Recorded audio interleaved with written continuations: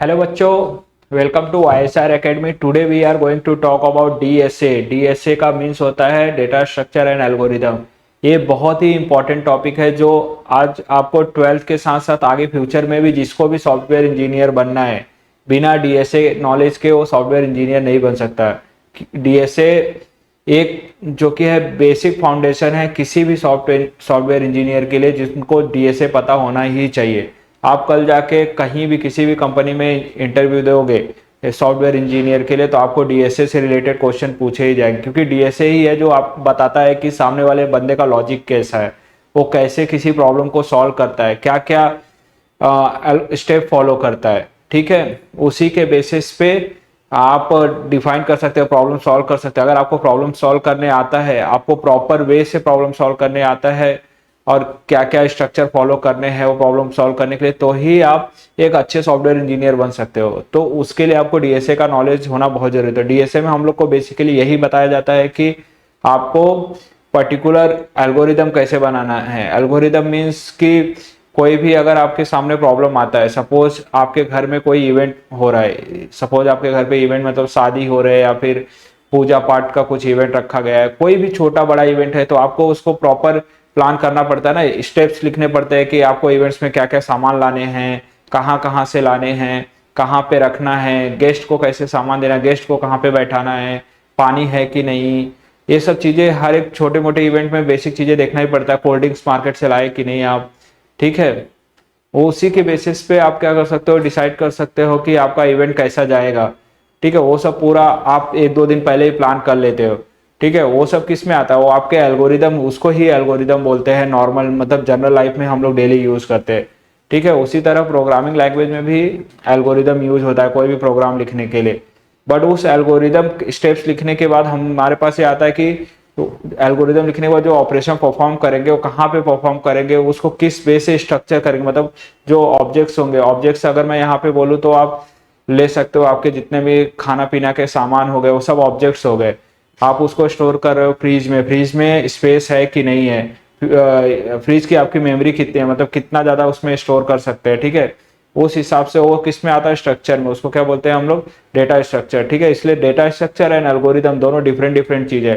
पहले हम लोगों को एल्गोरिदम लिखना पड़ता है, उसके बाद उसके बेसिस पे हम लोगों को डिफाइन करना पड़ता है डेटा स्ट्रक्चर। तो आज हम लोग यही सब डिटेल में देखेंगे। ये लेक्चर आपके लिए बहुत ही इंपॉर्टेंट है, बहुत ही यूजफुल है, जो आपको अगर आप सॉफ्टवेयर इंजीनियर फ्यूचर में जाके बनना चाहते हो, ठीक है, तो उस केस में आपको पूरी जिंदगी काम आएगी। तो इसको बहुत सीरियसली लीजिएगा। मैं यहाँ पे सिर्फ आपका सिलेबस कवर नहीं कर रहा हूँ, मैं आपको एक्स्ट्रा नॉलेज भी दूंगा कि डेटा स्ट्रक्चर में और क्या क्या होता है जो कि आपको आगे काम है। सिलेबस का क्या है कि आप अगर आपको अपना बुक्स तो पढ़ना ही है, एग्जाम से पहले आपको अपना बुक रीड करके जाना है, क्योंकि एग्जाम में पॉइंट्स तो आपको लिखने ही है ना। बट एक्स्ट्रा नॉलेज जो है इसके ऊपर बुक्स के साथ साथ वो मैं आपको इस लेक्चर में प्रोवाइड करूंगा, डेटा स्ट्रक्चर में क्या क्या होता है, कैसे होता है। ठीक है, तो चलो आगे बढ़ते हैं। यहाँ पे आप स्क्रीन पे देख सकते हैं, आज हम लोग देखने वाले हैं DSA, data structure and algorithm. ठीक है, यहाँ पे इंट्रोडक्शन में ही क्या बताया गया है सबसे पहले हम लोग इंट्रोडक्शन में एल्गोरिदम देखेंगे, उसके बाद डेटा स्ट्रक्चर देखेंगे, क्योंकि बिना एल्गोरिदम के आप डेटा स्ट्रक्चर नहीं समझ सकते। ठीक है, तो इसलिए आपको एल्गोरिदम पढ़ना बहुत जरूरी है। ठीक है, तो यहाँ पे जैसे आप स्क्रीन पे देख सकते हैं, क्या इंट्रोडक्शन में मैंने सबसे पहले क्या बोला है, कोई भी प्रोग्राम है, कोई भी प्रोग्राम हम लोग लिखते हैं, ठीक है, in any language, any programming language जो हम लोग कंप्यूटर को देते हैं, ठीक है, वो क्या होता है, सेट ऑफ इंस्ट्रक्शन होता है। उस सेट ऑफ इंस्ट्रक्शन को हम लोग क्या करते हैं, मशीन लैंग्वेज में कन्वर्ट करके कंप्यूटर को देते हैं। फिर कंप्यूटर को वो लैंग्वेज समझता है, वो लैंग्वेज समझने के बाद वो अपने को आउटपुट देता है। ये क्या हो गया, आपका इंस्ट्रक्शन हो गया। इंस्ट्रक्शन सेट ऑलरेडी आपने इसमें भी देखा रहेगा, मैंने जो कंप्यूटर साइंस पेपर 2 में भी आपको बताया रहेगा। इंस्ट्रक्शन जो हम लोग देते, जो भी इनपुट डालते हैं वो बाइनरी नंबर में कन्वर्ट होता है, फिर वो कंप्यूटर में एंटर होता है। कंप्यूटर फिर माइक्रो प्रोसेसर समझता है कि सामने वाला क्या इनपुट का, उसको क्या चाहिए आउटपुट, उसके बेसिस पे मैनिपुलेट होकर आपको आउटपुट मिला। वही सब है, यहाँ पे भी वही इंस्ट्रक्शन है, मगर यहाँ पे क्या होता है, एक हाई लेवल प्रोग्रामिंग लैंग्वेज होता है, जैसे कि आपका C++ हो गया, जावा हो गया, ये सब जो आपके इंस्ट्रक्शन को मशीन लैंग्वेज में कन्वर्ट करने के लिए हेल्प करता है। ठीक है, तो यहाँ पे इंट्रोडक्शन में वही बताया गया है। अगर आप देखोगे ध्यान से, एक एक डेफिनेशन देखोगे तो, ठीक है, यहाँ पे अगर हम लोग देख सकते हैं स्क्रीन पे, अगर आप देखोगे तो a computer program is a series of instruction to carry out a particular task written in a language that a computer can understand। ठीक है, यहाँ पे written in language क्या होता है आपका, यहाँ पे आप बोल सकते हो सी प्लस प्लस, जावा, ठीक है, PHP, ऐसे ही एक्स्ट्रा हो सकते हैं। ठीक है, इतना समझ गया। उसके बाद सेकेंड पॉइंट क्या बोला था, purpose of preparing and feeding the instruction into the computer for execution is referred as programming. ठीक है, प्रोग्रामिंग क्या है, ये प्रोग्रामिंग क्या है, हमेशा पूछते हैं ना प्रोग्रामर, आपने सुना होगा कि मुझे एक बड़ा प्रोग्रामर बनना है, बड़ा डेवलपर बनना है, सॉफ्टवेयर इंजीनियर।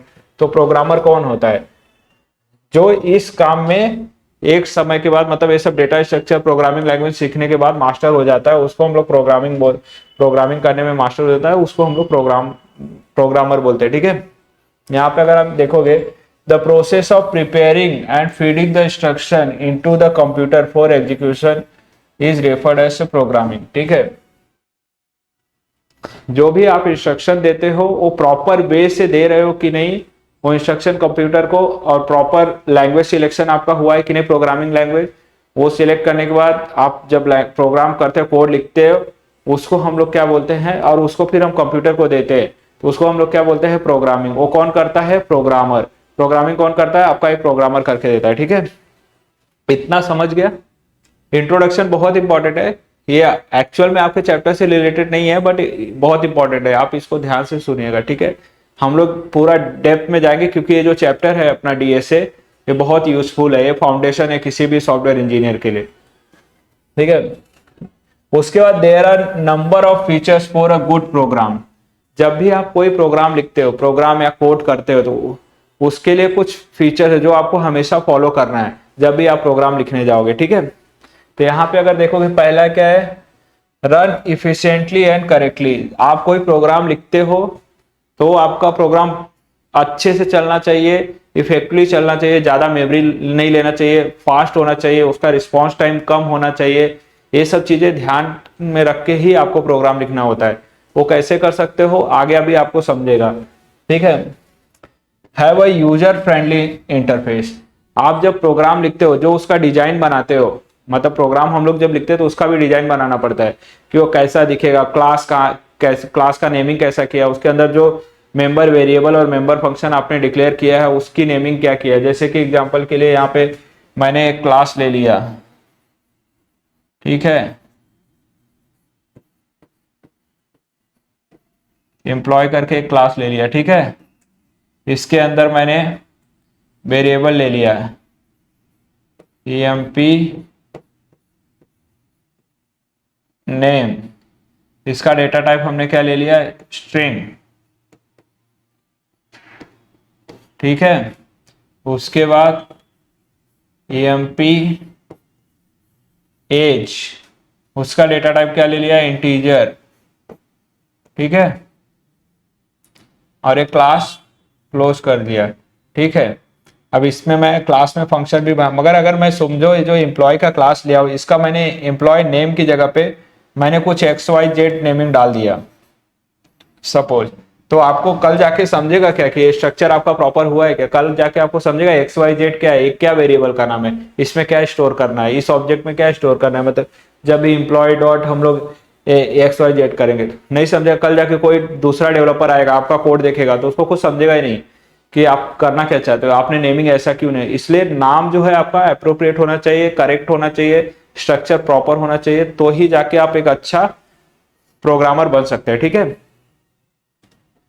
तो वही यहाँ पे बोला, have a user friendly interface, be easy to read and understand. Same thing, आप जो भी प्रोग्राम या फंक्शन बनाते हो, वो नेम, फंक्शन का नेम पढ़ के ही पता चल जाना चाहिए कि वो फंक्शन क्या करेगा और क्या देने वाला है, आपको क्या रिटर्न करने वाला है। इसलिए मोस्टली अगर आप देखोगे तो क्या होता है कि जब भी हम लोग प्रोग्राम लिखते हैं, ठीक है, आपने अगर प्रोग्राम नहीं लिखा है तो भी मैं बता रहा हूँ, सपोज हम लोग कोई कोड लिखते हैं, मतलब कोई फंक्शन लिखते हैं, सपोज मैं एक फंक्शन बोलता हूं, ठीक है,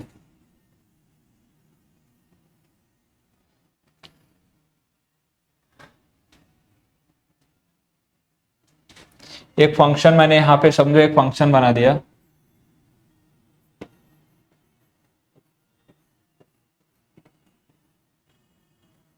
एक फंक्शन बना दिया ऐड नंबर करके, ठीक है। तो ये फंक्शन क्या करेगा मेरा, सॉरी,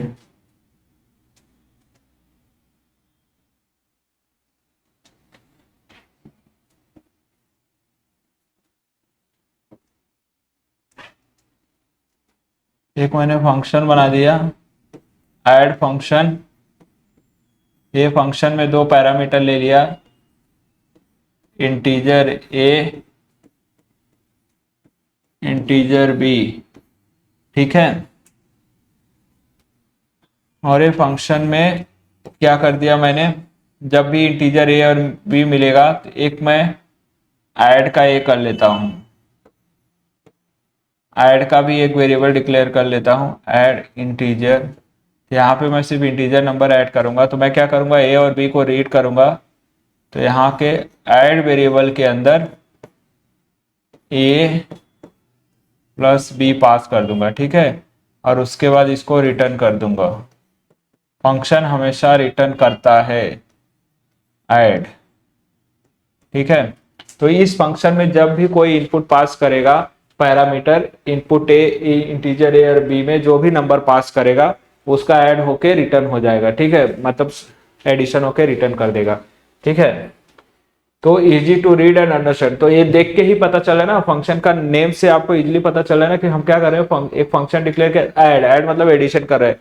और अच्छे से लिखना तो आप एडिशन लिख दीजिए, मगर आप एडिशन बड़ा नाम लिख देंगे चलेगा, बट ऐसा नाम मत लिखिए एडिशन की जगह पे कि किसी को समझे नहीं वो फंक्शन क्या कर रहा है, ठीक है। बस ये आपको एग्जाम्पल देने के लिए मैंने बताया, ठीक है।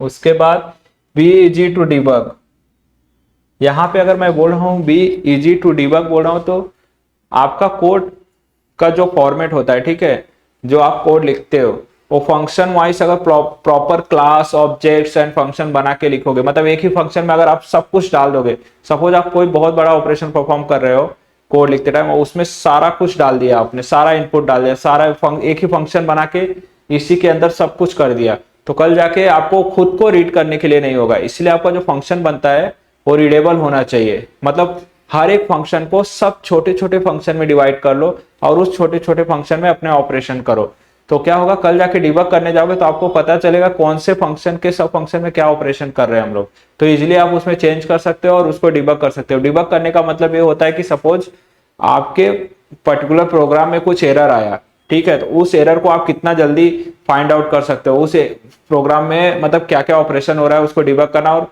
जितना जल्दी हो सके एरर फाइंड आउट करना, उसको बोलते हैं डिबगिंग। कोड डिबगिंग आपने नाम सुना होगा कि हम लोग के प्रोग्राम में जब कुछ एरर आता है तो हम लोग उसको डिबग करते हैं, तो उसमें क्या इनपुट आ रहा है, वो कैसे कैसे प्रोग्राम के अंदर मैनिपुलेशन हो रहा है, फिर आउटपुट हमको क्या दे रहा है, ठीक है। तो अगर आपने उसको अच्छे से अच्छे फॉर्म में स्ट्रक्चर किया रहेगा, वेल स्ट्रक्चर, तो ही आप उसको इजिली डिबग कर सकते हो, नहीं तो आपको बहुत प्रॉब्लम हो सकता है, ठीक है। तो बेसिकली आपका जो डीएसए है एल्गोरिदम में आपको यही सब सिखाता है कि आपको लिखना कैसे, स्ट्रक्चर कैसे करना है, स्टेप्स क्या क्या फॉलो करना है प्रोग्राम लिखने के लिए। तो यही हम लोग पूरा डेप्थ में जाएंगे जिससे आपको आगे जाके बहुत इजी हो प्रोग्रामिंग करने में, ठीक है।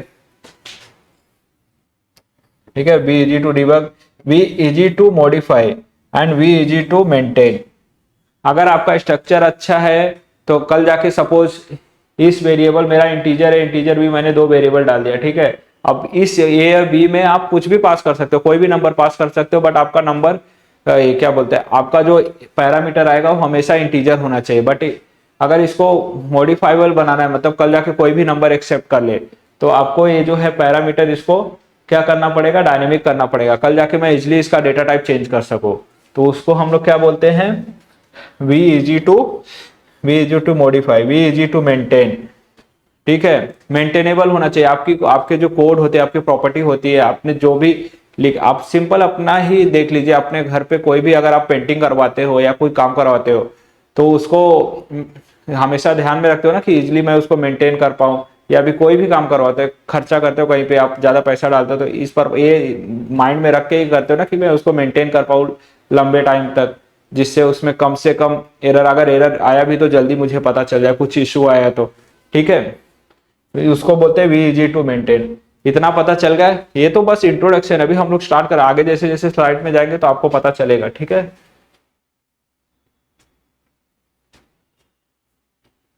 नेक्स्ट इंट्रोडक्शन में प्रोग्राम, यहाँ पे अगर देखोगे तो यहाँ पे स्क्रीन पे आप देख सकते हैं कि क्या बोल रहा है सीधा, program consist of two things. क्या कंसिस्ट, कोई भी प्रोग्राम लिखो, कोई भी दुनिया का कोई भी डेवलपर हो, सॉफ्टवेयर इंजीनियर हो, बिना एल्गोरिदम एंड डेटा स्ट्रक्चर के प्रोग्राम नहीं लिख सकता, ठीक है। तो इसलिए program consist of two things, एक होता है एल्गोरिदम एंड दूसरा होता है डेटा स्ट्रक्चर। अब गुड प्रोग्राम किसको बोलते हैं, जो कॉम्बिनेशन ऑफ बहुत एल्गोरिदम एंड डेटा स्ट्रक्चर से होता है।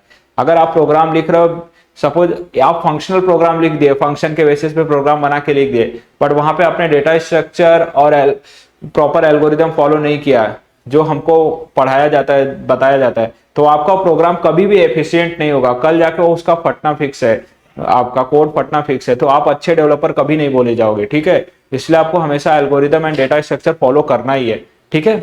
ये आपको हमेशा ध्यान रखना है इस चीज का, ठीक है।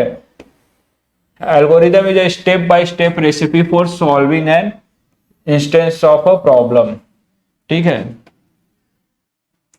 ये जो आपका डेफिनेशन है ये बहुत इंपॉर्टेंट है, ठीक है। अभी मैंने एग्जांपल दिया कि आपके घर में कोई इवेंट हो रहा है, तो वो एक तरह से देखा जाए तो एक प्रॉब्लम ही है, बराबर।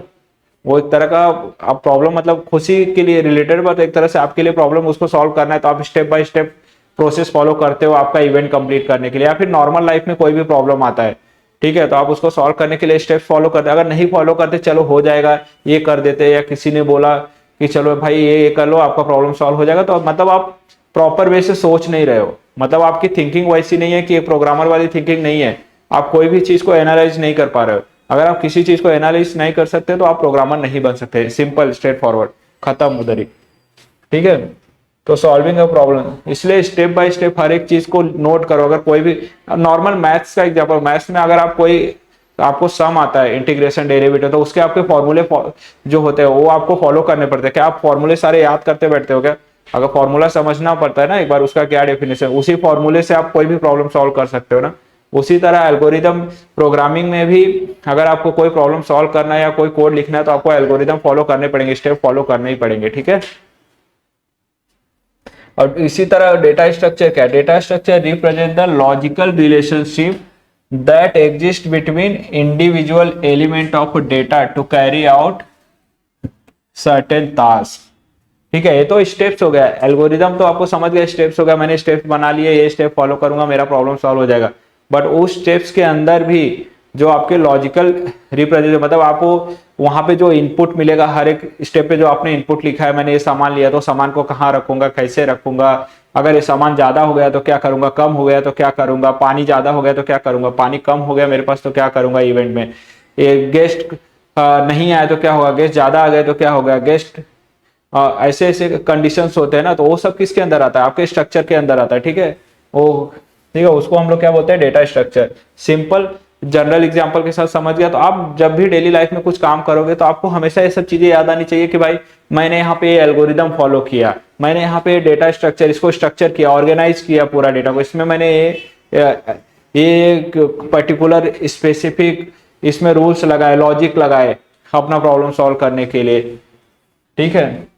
उसी तरह data structure defines a way of organizing all data items that consider not only the elements store but also stores the relationship between the elements, ठीक है। तो आपका जो डेटा स्ट्रक्चर, आपने कभी डेटाबेस ओपन करके देखा है या सिंपल आप एक्सेल सीट ओपन करके देखा है कभी?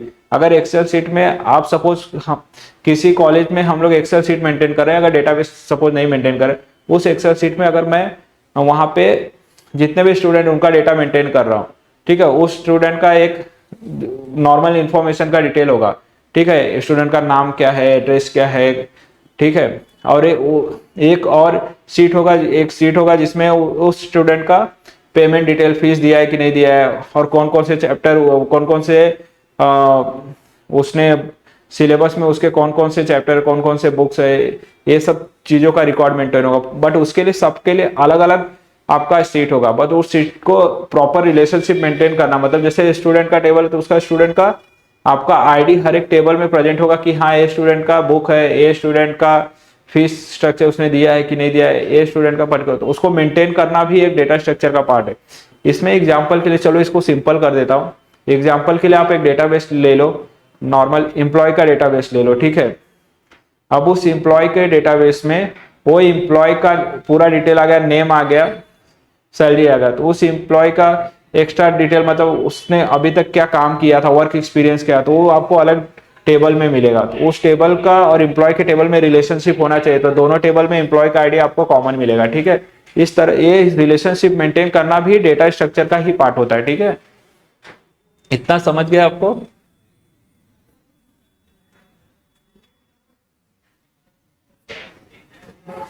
एल्गोरिदम की प्रॉपर्टीज होती है ये कुछ, जब आप हम अभी तो आपने हमने बस जनरल लाइफ में कैसे क्या करते हैं एल्गोरिदम एंड डेटा स्ट्रक्चर वो सब देखा, बट अपना एल्गोरिदम का ना कुछ प्रॉपर्टी होता है, एल्गोरिदम का कुछ प्रॉपर्टी होता है, मतलब होते वो जो अपने को फॉलो करना रहता है, ठीक है। ये चीज हमेशा आपको ध्यान रखना है।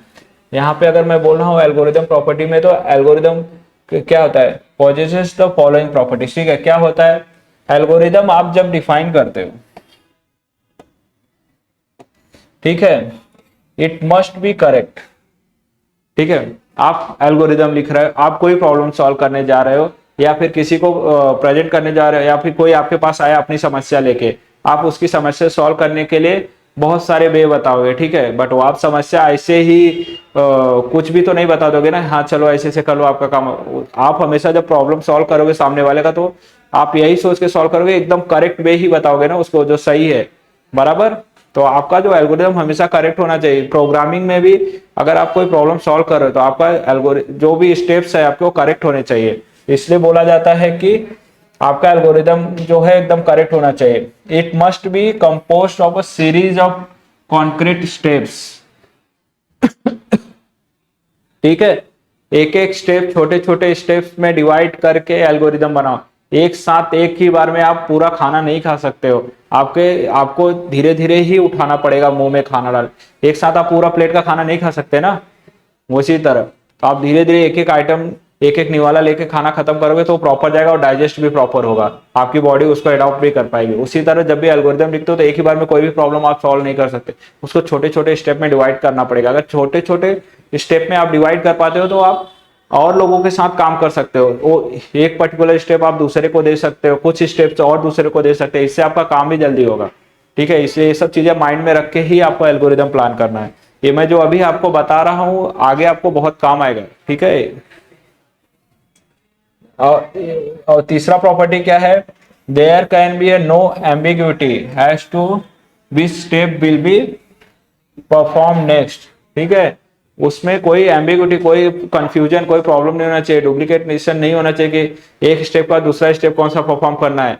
आपका एल्गोरिदम स्पेसिफिक होना चाहिए, प्रॉपर करेक्ट होना चाहिए एकदम, ठीक है।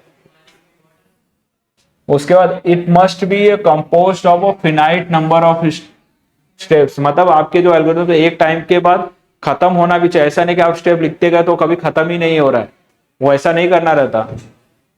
इट मस्ट बी टर्मिनेट, वही बोला मैं कि आपको एक टाइम के बाद आपका स्टेप्स कंप्लीट भी करना है। आपका एल्गोरिथम, आपका टास्क, किसी का प्रॉब्लम जो सॉल्व करोगे उसको खत्म भी तो करना है ना एक स्टेप के बाद, कि आपके स्टेप चलते ही रहेंगे, कभी नहीं है ऐसा। आपको स्टार्ट कैसे करना है, फिनिश कैसे करना है, in between start and finish क्या क्या स्टेप्स लेने हैं, कैसे लेने हैं, वो सब आपके एल्गोरिदम में होना चाहिए, ठीक है। इट टेक्स 0 और मोर इनपुट्स, आप जब एल्गोरिदम लिखते हो तो ये भी ध्यान में रखना है कि आप जैसे मैंने एक फंक्शन लिखा, वो पैरामीटर पास कर रहे हो, उसमें आप एक इनपुट भी पास कर सकते हो, दो इनपुट भी पास कर सकते हो, मल्टीपल इनपुट भी पास कर सकते हो। ये सारे केसेस जो नॉर्मल यूज करते हैं एप्लीकेशन, जिनको सॉफ्टवेयर इंजीनियरिंग का नॉलेज नहीं होता, सॉफ्टवेयर कैसे बनता है, उनको इससे कुछ लेना देना नहीं है। कस्टमर है, उनके पास मोबाइल है, दे दोगे तो वो फॉर्म सबमिट करते रहेंगे, उसमें कितना भी डेटा डालते रहेंगे, ठीक है। But as a programmer, as a developer, आपको ये चीज टेक केयर करना है कि अगर कल जाके आपको बहुत सारे इनपुट आते तो भी हैंडल होना चाहिए, एक इनपुट आता है तो भी हैंडल होना चाहिए, हर एक केसेस, यूज केसेस आपके कवर होने चाहिए, नहीं तो आपका सिस्टम आगे जाके ब्रेक हो सकता है या आपका सिस्टम स्केलेबल नहीं होगा आगे जाके, ठीक है। It should be efficient and flexible, ठीक है, फास्ट होना चाहिए, फ्लेक्सिबल होना चाहिए, कल जाके उसको मॉडिफाई कर सको, ऐड कर पाओ इजिली एल्गोरिदम में आपके प्रोग्राम में। इस लेवल पे सोच के ही आपको एल्गोरिदम लिखना है, ठीक है। It should use less memory space as much as possible. तो ये बहुत ही इंपॉर्टेंट प्रॉपर्टी है किसी भी एल्गोरिदम का, क्योंकि अपने पास जब भी हम लोग कोई सॉफ्टवेयर बनाते हैं, ठीक है, कोई भी एप्लीकेशन बनाते हैं या कोड लिखते हैं, तो हमको इस चीज का ध्यान रखना पड़ता है कि जब भी आप कोई वेरिएबल डिक्लेयर कर रहे हो किसी भी इनपुट के लिए, तो जब भी हम कोई वेरिएबल डिक्लेयर करते हैं तो उस वेरिएबल के लिए एक स्पेस क्रिएट हो जाता है आपके सिस्टम में, आपके कंप्यूटर में। तो आपके वेरिएबल को अगर सपोज 50 कैरेक्टर का इनपुट चाहिए और आपने उसको वेरिएबल साइज दे के रखा है 250 कैरेक्टर का, ठीक है, तो ये गलत है ना, आप एक्स्ट्रा मेमोरी यूज कर रहे हो यहाँ पे। तो आपके अगर आप मेमोरी कम यूज करेगा आपका प्रोग्राम, तो बाय डिफॉल्ट आपका प्रोग्राम फास्ट होगा उससे। तो ये चीज भी आपको ध्यान में रखनी है, ये आपकी रिस्पॉन्सिबिलिटी है। कुछ भी डेटा टाइप नहीं ले सकते, कुछ भी वेरिएबल डिक्लेयर नहीं कर सकते, ठीक है। उसके बाद इट रिजल्ट इन वन और मोर आउटपुट, ठीक है, ये भी चांसेस है कि आपका प्रोग्राम ज्यादा ज्यादा आउटपुट दे सकता है, ठीक है। तो आपको वो भी टेक केयर करना है कि मतलब एक कस्टमाइजेबल प्रोग्राम हमेशा लिखना है। आपको हमेशा नॉर्मल लोगों से आगे का सोच के ही काम करना है। आप डेवलपर और प्रोग्राम, आप क्रिएटिव माइंड होना चाहिए, फ्यूचर का सोच के ही एप्लीकेशन बनाना रहता है। ऐसा नहीं है कि आपको करंट टाइम में अगर किसी ने बोला ये चीजें चाहिए तो आप उतना ही करो, आप उसके आगे का सोच कर रखे हो, कल जाके और चीजें भी बोल सकते हैं, इसको आउटपुट में और भी ज्यादा और चीजें चाहिए, अभी आप और ज्यादा चीजें उसको चाहिए हो सकती है, ठीक है। अभी सपोज उसको चाहिए कि मुझे आउटपुट में सिर्फ नंबर ऐड होके आ जाए, कल जाके वो बोलेगा मेरे को मल्टीप्लिकेशन भी चाहिए, डिवीजन भी चाहिए, पूरा कैलकुलेटर चाहिए। वो एज ए डेवलपर आपको पहले से सोचना है, ना कि वो आपको आके बताएगा, रिक्वायरमेंट देगा, ठीक है। आप बना के रख सकते हो, अलग बात है बाद में जब वो बोलेगा तो उसको इनेबल कर दो फीचर को। इतना फ्लेक्सिबल, इतना सोच के आपको काम करना है, ठीक है।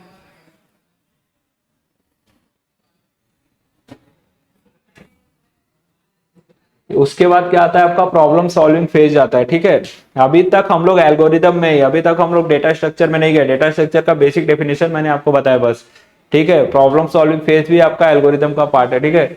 यहाँ पे अगर देख सकते हो, कोई भी problem projects need programs to create, append, update the database, print data, permit online inquiry and so on. ये मैं आपको एग्जांपल दिया कि कोई भी ऑपरेशन है प्रोग्राम करते हैं हम लोग, उसमें ये सब बेसिक ऑपरेशन परफॉर्म होते हैं। उस प्रोग्राम में आपको क्रिएट करना पड़ता है, डेटा क्रिएट करना पड़ता है, उसमें डेटा ऐड करना पड़ता है, अपेंड करना पड़ता है, अपडेट करना पड़ता है डेटा को। आपका आधार कार्ड पे आपको नंबर अपडेट करने को होता है ना, एड्रेस अपडेट करना पड़ता है, बायोमेट्रिक अपडेट करना पड़ता है। तो वो भी एक एप्लीकेशन ही है जो गवर्नमेंट ने लॉन्च किया है आधार कार्ड का, ठीक है। उसमें डेटा आपको प्रिंट भी चाहिए रहता है आपको अपने आधार कार्ड का। ऑनलाइन इंक्वायरी भी कर सकते हो कि मेरा आधार कार्ड प्रॉब्लम है, चल नहीं सकता, फिर स्टेटस देखना है आधार कार्ड का, तो वो सब कर सकते हो ना। ये बेसिक चीजें है, जैसे एग्जांपल है, ये तो सारे एप्लीकेशन के लिए एप्लीकेबल है। मैं तो सिर्फ एक आधार कार्ड का एग्जांपल दिया आपको, ठीक है। A programmer should identify all requirement to solve the problem. Each problem should have the following specification. तो एक एज ए प्रोग्रामर अगर मैंने बोल दिया कि मुझे इंडिया में सब लोगों का आइडेंटिफिकेशन मेंटेन करना है, ठीक है। अब वो आधार तो एक प्रोजेक्ट का नाम दिया है करना, तो आप उसको कैसे करोगे, लोगों से क्या क्या इंफॉर्मेशन लोगे, क्या क्या इनपुट लोगे, किस किस बेसिस पे लोगों को आइडेंटिफाई करोगे। अगर मैं बोलता हूँ उस टाइम पे जब ये आधार बन रहा था, अगर प्रोग्रामर ने नहीं सोचा होता कि उसका बायोमेट्रिक भी लेना, थंब एक्सप्रेशन लेना है, उसका नेम वगैरह, डेट ऑफ ओटीपी वैलिडेशन डालना है, नहीं तो कोई भी जाके उस सामने वाले बंदे का, सपोज उसने उस समय बनाते टाइम नेम मोबाइल नंबर पे कर दिया होता, कोई भी जाके किसी का नेम मोबाइल नंबर डाल के उसके आधार कार्ड से लॉगिन कर लेता या फिर कुछ फ्रॉड कर देता। बट वो सब चीजें टेक केयर की गई ना, उसमें बायोमेट्रिक कंसीडर किया गया। आपको आइस, पूरा आइस को डिटेक्ट किया जाता है, उसमें स्टोर किया जाता है डेटाबेस में। आपको आपका पूरा पूरा फोटो लिया जाता है अच्छे से, बहुत सारे वे से आपको आइडेंटिफाई किया जाता है। पूरा इंफॉर्मेशन एक डेटाबेस में स्टोर किया जाता है आपसे रिलेटेड। जब भी आपको आइडेंटिफाई किया, मतलब आप अपने आप को प्रूव करोगे तो आधार कार्ड लेके जाते हो तो ऑटोमेटिकली बोलते हैं वैलिड कार्ड माना जाता है कि हाँ भाई आप इंडियन सिटीजन हो, ठीक है। क्यों किया जाता है, क्योंकि उसमें इतने सारे इंफॉर्मेशन स्टोर होते हैं कि दूसरा कोई आपकी जगह पे नहीं जा सकता, ठीक है। इसीलिए तो इतना सब सोच के आपको एप्लीकेशन बनाना होता है कभी भी, ठीक है। तो उसमें क्या है, प्रॉब्लम इस problem should have the following specification.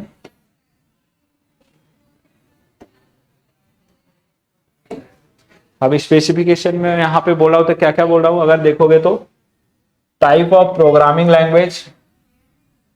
अब सपोज आप आइडेंटिफिकेशन मैनेजमेंट सिस्टम का एप्लीकेशन बना रहे हो, आधार कार्ड मैनेजमेंट मतलब बना रहे हो लोगों का, तो उसमें आप कौन सा प्रोग्रामिंग लैंग्वेज सिलेक्ट करोगे। ये आपको यूज केस के हिसाब से, ट्रांजेक्शन के हिसाब से, मतलब वो आधार कार्ड के वेबसाइट पे कितना रिक्वेस्ट आ सकता है, कितना अपडेट आ सकता है, कितने नए आधार से कितने नए लोग इंडिया में रोज डेली बॉर्न हो रहे हैं, उस सब को माइंड में रख के आप कौन सा प्रोग्रामिंग लैंग्वेज सिलेक्ट करो जो बेस्ट रहेगा इसके लिए। पाइथन लेना है कि जावा लेना है, पीएचपी लेना है, कौन सा नोड जेएस लेना है, कौन सा लेना है, ये आपकी चॉइस है। ये सब भी आपको पता होना चाहिए, आपके एल्गोरिदम का पार्ट होना चाहिए। पार्ट होता है एक सॉफ्टवेयर डेवलपर का। सॉफ्टवेयर डेवलपर को ऐसा नहीं है कि उसको सब बताया जाता है कि तुम ये प्रोग्रामिंग लैंग्वेज में ये काम कर लो, ऐसा नहीं। हर एक प्रोग्रामिंग लैंग्वेज का अलग अलग रोल होता है। अब कल जाके इंडस्ट्री में जाओगे, जॉब करोगे, ठीक है, उस दिन आपको एक ही प्रोग्रामिंग लैंग्वेज पे काम नहीं करना पड़ेगा। आपको अगर छोटी कंपनी है तो डिफरेंट प्रोग्रामिंग लैंग्वेजेस पे काम करना पड़ेगा, डिफरेंट डेटाबेसेस पे काम करना पड़ेगा, ठीक है। तो आपको वो सब चीजें पता होना चाहिए, यूज केस के हिसाब से कौन सा प्रोग्रामिंग लैंग्वेज कब यूज करना है और कौन सा डेटाबेस सिलेक्ट करना है, ठीक है। उसके बाद होता है narration of the program describing the task to be perform, ठीक है। ये सिंपल है, नरेट करना कौन सा टास्क क्या परफॉर्म करने वाला है, ठीक है। Frequency of processing, hourly, daily, weekly. यहाँ पे अगर मैं बोल रहा हूँ फ्रीक्वेंसी, तो यहाँ पे ऐसा होता है कि आपने कभी देखा है कि कोई भी एप्लीकेशन 24 आवर्स काम करता है। आप अगर अपने बैंक में ट्रांजेक्शन करते हो तो आपको रिफंड या फिर अमाउंट जो ऐड होता है गूगल पे से पेमेंट करते हो, ऑटोमेटिकली डेबिट क्रेडिट हो जाता है, ठीक है। ये क्या है, ऑन द इवेंट बेस भी हो सकता है, बट इसमें क्या होता है 24 आवर्स स्क्रिप्ट चलते रहते हैं। आर्ली बेसिस पे, वीकली बेसिस पे, मंथली बेसिस पे आपको रिपोर्ट आ जाते हैं मेल पे, आपके ट्रांजेक्शन अलर्ट आ जाते हैं। क्रेडिट कार्ड का एवरी मंथ आपको जो भी डेट है उसमें स्टेटमेंट आ जाता है। ये सब क्या, वहां पे एक आदमी बैठा रहता है करने के लिए कि अब स्टेटमेंट सबको भेज दे, नहीं, ये सब स्क्रिप्ट से होता है। आपके जो हम लोग उसके लिए प्रोग्राम लिखते हैं उसके थ्रू होता है, ऑटोमेटिकली उस पर्टिकुलर टाइम पे सबको मेल भेज दिया जाता है, रिपोर्ट भेज दिया जाता है, स्टेटमेंट भेज दिया जाता है, ठीक है। ये आपको फ्यूचर में ये सब चीजें समझेंगे जब एक्चुअल में आप सॉफ्टवेयर इंजीनियर बनोगे, तो आप भी स्क्रिप्ट लिखोगे जो पर्टिकुलर टाइम पे एग्जीक्यूट होगी, ठीक है, और आपके ये सब ऑपरेशन करके देगी। मतलब बहुत सारे लोगों का काम आपका प्रोग्राम करके देता है। इसीलिए तो सॉफ्टवेयर इंजीनियर हायर किए जाते हैं कंपनी, क्योंकि आप कंपनियों के काम फास्ट करके देते हो, लोगों को कम करते हो, मतलब ह्यूमन इन्वॉल्वमेंट कम करते हो ज्यादा से ज्यादा। उससे क्या होता है, आपका एरर का चांसेस भी कम हो जाता है, ठीक है। इतना क्लियर है। Output and input of the program, ठीक है। आप आउटपुट इनपुट, जब लोग इनपुट लोगे किसी भी प्रोग्राम को लिखने के बाद, तो उसमें वैलिडेशन होना चाहिए। अगर मैं ईमेल बोल रहा हूँ इनपुट के लिए, तो वो ईमेल ही आना चाहिए, वहां पे मैं नंबर नहीं डाल सकता, ठीक है, या फिर अपना एड्रेस नहीं डाल सकता। अगर कोई डालता है तो उसको एरर दो। ये सब आपको सोचना है प्रोग्राम लिखने से पहले, ये नहीं है कि बस हो जाता है अपने आप सब, ठीक है। Limitation and restriction for program, particular program जो है उसके क्या लिमिटेशन है, क्या रिस्ट्रिक्शन है, एक टाइम पे कितना डेटा प्रोसेस कर सकता है, कितना इनपुट ले सकता है, वो सब भी डिफाइन करना पड़ेगा आपको। कॉन्करेंसी हैंडल करना पड़ेगा, पैरेललिज्म हैंडल करना पड़ेगा। ये सब कंसेप्ट होते हैं प्रोग्रामिंग में, जो अभी आपको नहीं समझेगा बट आगे जाके समझेगा ये सब चीजें।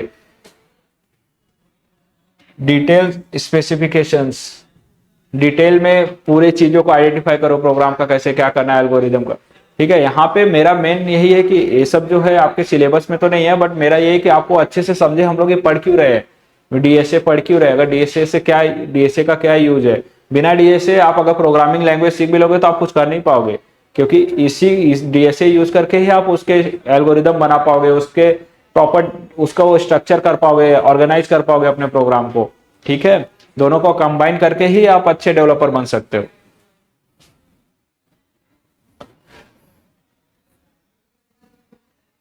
अब एल्गोरिदम एनालिसिस हम लोग देखेंगे कि जब हम लोग कोई एल्गोरिदम लिखने जाते हैं तो उससे पहले उसको एनालिसिस करना पड़ता है। तो उसमें मेथड वन क्या है, मेथड वन सिंपल बोल रहा है, code each algorithm and run them to see how long they take. जब भी आप कोड करते हो उसके बाद आप हर एक एल्गोरिदम फॉलो करने के बाद आप कोड करते हो तो उसको चेक करना पड़ेगा वो कितना टाइम ले रहा है आपका पूरा प्रोग्राम कंप्लीट करने के लिए, ठीक है। Problem, how will you know if there is a better program और whether there is a no better program, ठीक है। ये भी आपको आइडेंटिफाई करना है कि वो प्रोग्राम जो आपने लिखा है, there is a better program और whether there is no better program, इससे बेटर प्रोग्राम है या इससे बेटर प्रोग्राम है ही नहीं कोई भी। ठीक है, ये भी आइडेंटिफाई करना पड़ेगा। ठीक है, what will happen when the number of input is twice as many 300। ठीक है, या फिर इस कंडीशन में क्या होगा, मैंने आपको पीछे भी बताया कि अगर आपने प्रोग्राम लिखा उसमें इनपुट अगर उससे रिपीटेड रिक्वेस्ट बार बार आ रहा है 1 टाइम 2 टाइम 3 टाइम, तो आप उसको हैंडल करना पड़ेगा बराबर, नहीं तो आपके सिस्टम पे लोड आएगा। ऐसा करना ही पड़ेगा ना, नहीं तो आपको कोई भी फ्रॉड कर सकता है, आपका सिस्टम डाउन कर सकता है।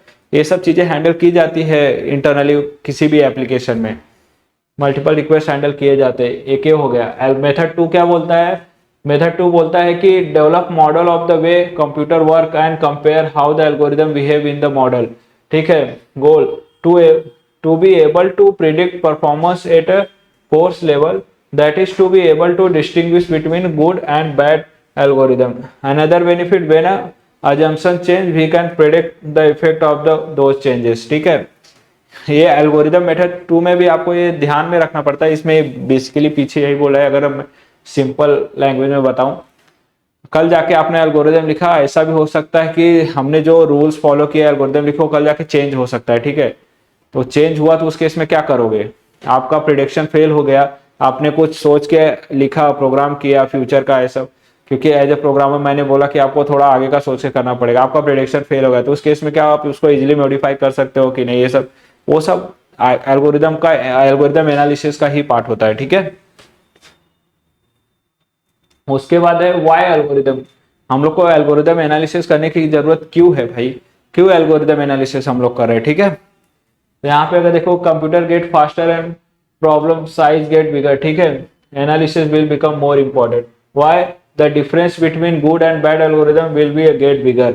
ठीक है, तो सिंपल सी बात है, क्यों एल्गोरिदम चाहिए, एनालिसिस क्यों करना है, जितना आपका प्रोग्राम बड़ा होता जाएगा, जितना एप्लीकेशन आपका बड़ा होता जाएगा, कंप्यूटर स्पीड आपका फास्ट होता जाएगा, उतना ज्यादा आपका एल्गोरिदम कॉम्प्लेक्स होता जाएगा। ठीक है, मेमोरी स्टोरेज का शॉर्टेज उतना ज्यादा होने लगेगा, तो वो सबको सॉल्व करने के लिए एल्गोरिदम एनालिसिस तो आपको लगेगा ही लगेगा। ठीक है, good and bad algorithm identify करने के लिए, इसलिए एनालिसिस करना बहुत जरूरी है। आपका सपोज आपने कोई प्रोग्राम लिख दिया, आपका प्रोग्राम रन हो गया, उसको आपने लाइव कर दिया, आपका एप्लीकेशन चलने लग गया, मल्टीपल कस्टमर यूजर आपका यूज करना चालू कर दे, बट फिर भी आपको एल्गोरिदम को हमेशा एनालाइज करना पड़ेगा और ज्यादा इंप्रूव करने के लिए। जैसे जैसे लोग बढ़ेंगे, हिट बढ़ेगा आपके एप्लीकेशंस पे, वैसे वैसे आपको उस पर काम करते रहना पड़ेगा। ठीक है, मेंटेन करने के लिए। ठीक है, अब यहाँ पे बोला है कि कैसे हम लोग मेजर कर सकते हैं एल्गोरिदम का परफॉर्मेंस। ठीक है, यहाँ पे अगर देखोगे तो क्या बोला है, length of the program, line of code, जो नंबर ऑफ लाइन हम लोग लिख रहे हैं पर्टिकुलर एप्लीकेशन के लिए, उसके बेसिस पे। उसके बाद ease of programming, bugs maintenance, कितना इजी है आपको बग सॉल्व करना, उसको मेंटेन करना। मेमोरी रिक्वायर्ड, कितनी मेमोरी हम लोग का प्रोग्राम ले रहा है, आपको पहले ही बोला है। ठीक है, रनिंग टाइम, कितना टाइम लग रहा है एग्जीक्यूट करने के लिए आपका प्रोग्राम जो आपने लिखा है।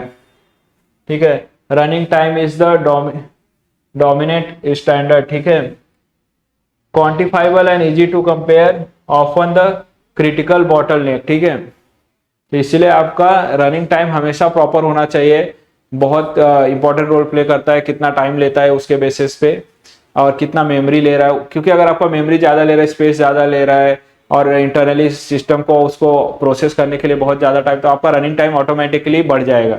तो वो सब आपको टेक केयर करना ही है। ठीक है, यहाँ पे ये एल्गोरिदम अभी तक आपको समझा कि हम लोग ने देखा नंबर ऑफ लाइन होना चाहिए, length of the program, line of code आपका कम होना चाहिए, बग कम होना चाहिए, मेंटेनेबल होना चाहिए। ये सब कैसे होगा, ये सब एल्गोरिदम आपने लिख दिया। ठीक है, ये सब कैसे होगा, यही सब प्रॉब्लम सॉल्व करने के लिए वाई एल्गोरिदम।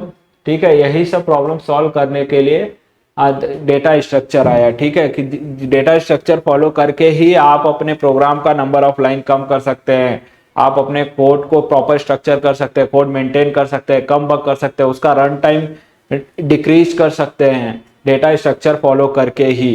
ठीक है, एल्गोरिदम में तो सिर्फ आपको प्रोसेस बताया, हम लोग प्रोसेस लिखते हैं, स्टेप्स लिखते हैं क्या क्या करना है, बट डेटा स्ट्रक्चर में हम लोग अपने डेटा के साथ पूरा ऑपरेशन करते हैं, उसका साइज क्या होगा, उसको स्ट्रक्चर कैसे करना है, कितने फंक्शन बनाने हैं, कितने फंक्शन में डिवाइड करना है, कितने पार्ट में एग्जीक्यूट करना है, उसका रन टाइम कैसे कम करना है, ये सब डेटा को प्रॉपर, डेटा स्ट्रक्चर नेम में ही है, डेटा को प्रॉपर स्ट्रक्चर करना, ठीक है। तो यहाँ पे simple need for data structure किस लिए है, इसी पर्पस के लिए। Data structure organize data, more efficient programs, more powerful computers, more complex application, ठीक है। More complex application demand more calculation, जितना कॉम्प्लेक्स एप्लीकेशन उतना ज्यादा calculation. Complex computing task are unlike our everyday experience, ठीक है। Daily basis पे ये सब चीजें हम लोग एक्सपीरियंस करते हैं, आपको पता ही होगा complex computing task. More typically, a data structure is meant to be organization for a collection of data items. ये डेफिनेशन आपको याद रखना है, ये आपके सिलेबस के हिसाब से क्या है। मोर टिपिकली डेटा स्ट्रक्चर क्या होता है, data structure is meant to be a organization for a collection of data items, ठीक है। इतना क्लियर हो गया। उसके बाद any organization for a collection of records can be searched, processed in any order or modified, ठीक है। Process हो रहा है, इंसर्ट हो रहा है, मॉडिफाई हो रहा है, ये सब किसका पार्ट है, डेटा स्ट्रक्चर का। किसी भी ऑर्डर में कैसे करना है, मतलब प्रॉपर डेटा को ऑर्गेनाइज करना, उसका प्रोसेस ऑर्गेनाइज किस वे में करना है, ऐड करना, मॉडिफाई करना है, डिलीट करना है, वो सब चीजें, ठीक है। The choice of data structure and the algorithm can be make the difference between a program running in a few seconds or many days. A data structure required a certain amount of space for each data item. Data item it stores time to perform a single basic operation, programming effort, ठीक है। ये मैंने आपको already बताया है, पहले भी बताया, अभी फिर से बता रहा हूं। कोई भी डेटा स्ट्रक्चर आपका काम करता है प्रॉपर, आपका कितना हर एक ऑपरेशन पर जो उसके अंदर आइटम स्टोर है वो कितना साइज ले रहा है, कितना उसका डेटा का टाइप क्या है, मेमोरी स्पेस कितना जा रहा है उसमें, रनिंग टाइम कितना ले रहा है, कॉम्प्लेक्सिटी क्या है, उसके बेसिस स्पेस और number of line of execution के बेसिस पे आपका कैलकुलेशन होता है प्रोग्राम का। तो वो किसके अंदर आता है, डेटा स्ट्रक्चर के अंदर ही आता है। टाइम कॉम्प्लेक्सिटी आपने सुना होगा, स्पेस कॉम्प्लेक्सिटी आपने सुना होगा। आगे आपके चैप्टर में बाइनरी सर्च है, ठीक है, बबल सॉर्टिंग है, उसमें स्पेस कॉम्प्लेक्सिटी हम लोग निकालते हैं ना, वो सब किसके अंदर, डेटा स्ट्रक्चर का ही पार्ट है, ठीक है। इतना समझ गया, इजी है। कोई डाउट है तो कमेंट बॉक्स में जरूर लिखिए, ठीक है। सिलेक्टिंग अ डेटा स्ट्रक्चर, यहाँ पे मतलब कौन सा डेटा स्ट्रक्चर सिलेक्ट करना उसमें हम लोग थोड़ा सा डिस्कस कर लेते हैं, ठीक है। यहाँ पे अगर selecting a data structure follow analyze, sorry, यहाँ पे क्या करना है, सिंपल आपको analyze the problem to determine the resource constraint a solution must meet, ठीक है। आपको प्रॉब्लम को प्रॉपर एनालाइज करना है, जो कि हम लोग एल्गोरिदम एनालिसिस में कर लेते हैं, स्टेप्स में डिवाइड कर लेते हैं, तो ही हम लोग प्रॉब्लम को इजीली सॉल्व कर, उसको प्रॉपर स्ट्रक्चर कर सकते हैं डेटा स्ट्रक्चर यूज करके, ठीक है। उसके बाद determine the basic operations that must be supported, quantify the resource constraint for each operation, select the data structure that best meet this requirement. यहाँ पे आपका एल्गोरिदम का भी आ गया डिस्कशन, और डेटा स्ट्रक्चर के बारे में भी हमने बात कर लिया, आपने स्टेप्स बना लिए, एनालाइज कर लिए, बेसिक ऑपरेशन डिवाइड कर लिए, स्टेप्स लिख लिए, फिर उसके बेसिस पे आपको कौन सा डेटा स्ट्रक्चर फॉलो करना है। डेटा स्ट्रक्चर में भी बहुत सारे अलग अलग फॉर्म होते हैं, बहुत सारे अलग अलग रूल्स होते हैं, रेगुलेशन, कौन से रूल्स में क्या बैठता है उसके बेसिस पे डिसीजन लेना रहता है, ठीक है। जैसे जैसे आप आगे जाओगे, 12th के बाद ग्रेजुएशन करोगे, इंजीनियरिंग करोगे, तो वैसे वैसे आप इसके डीप में जाओगे, बिना इसके आपका आप अच्छे इंजीनियर कभी नहीं बन सकते, ठीक है।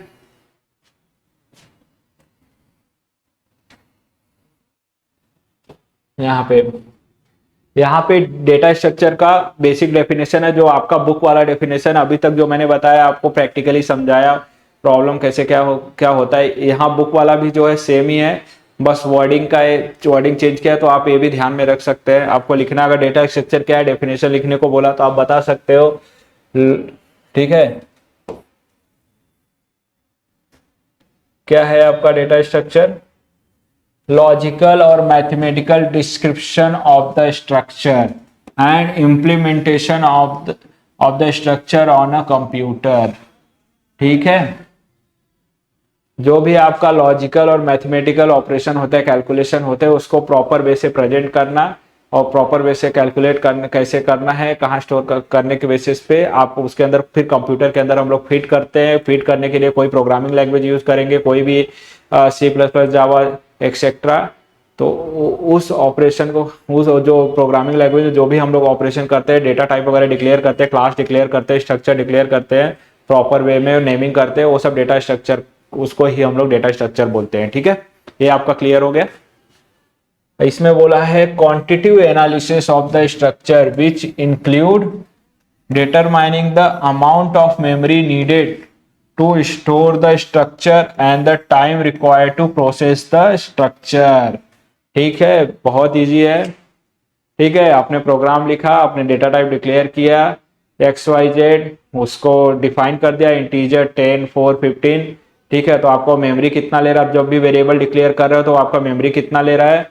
उसके बाद आप कोई ऑपरेशन परफॉर्म कर रहे हो, मतलब कोई फंक्शन लिख रहे हो, उसमें आप सपोज दो इमेजिनरी नंबर को ऐड करो या उसका फैक्टोरियल निकाल रहे हो तो कितना टाइम ले रहा है।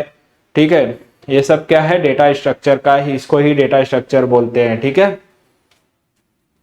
यही इसमें डेफिनेशन में बता दो। इतना डेफिनेशन आप लिख लोगे, समझ गए आपको। अगर आपको याद रहेगा तो डेफिनेशन इजीली लिख लोगे। यहाँ पे सिंपल बोला है, determining the amount of memory needed to store the structure and the time required to process the structure. ठीक है, जो स्ट्रक्चर डिक्लेयर किया, जो फंक्शन बनाया है, कितना मेमोरी लगेगा और कितना टाइम लगेगा उसको प्रोसेस करने के लिए आपके कंप्यूटर के अंदर।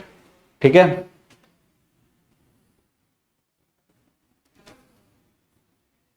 Classification of data structure. Data structure का अगर हम लोग यहाँ पे क्लासिफिकेशन देखें, data structure deal with the study of how the data is organized in the memory, how efficiently data can be retrieved and manipulated, and the possible way in which आपका different data item are logically related. ठीक है, ये same definition है but दूसरे वे में और अच्छे से बताया है आपको।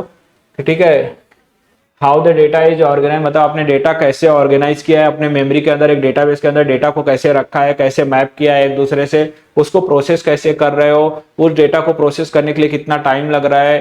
ठीक है, वो सब क्या हो गया, आपका डेटा स्ट्रक्चर हो गया। ठीक है, और हर एक टेबल, एक डेटाबेस के अंदर मल्टीपल टेबल होते हैं, हर एक टेबल एक दूसरे से रिलेटेड कैसे हैं, वो सब किस में आता है, डेटा स्ट्रक्चर में आता है, उसको हम लोग डेटा स्ट्रक्चर बोलते हैं। ठीक है, आप ऐसे सिंपल डेफिनेशन लोगे तो भी आपको कोई मार्क्स नहीं काट सकता। टाइप में क्या होता है, डेटा, उसी तरह अलग अलग टाइप के डेटा टाइप होते हैं, यहाँ पे अगर देख सकते हो। ठीक है,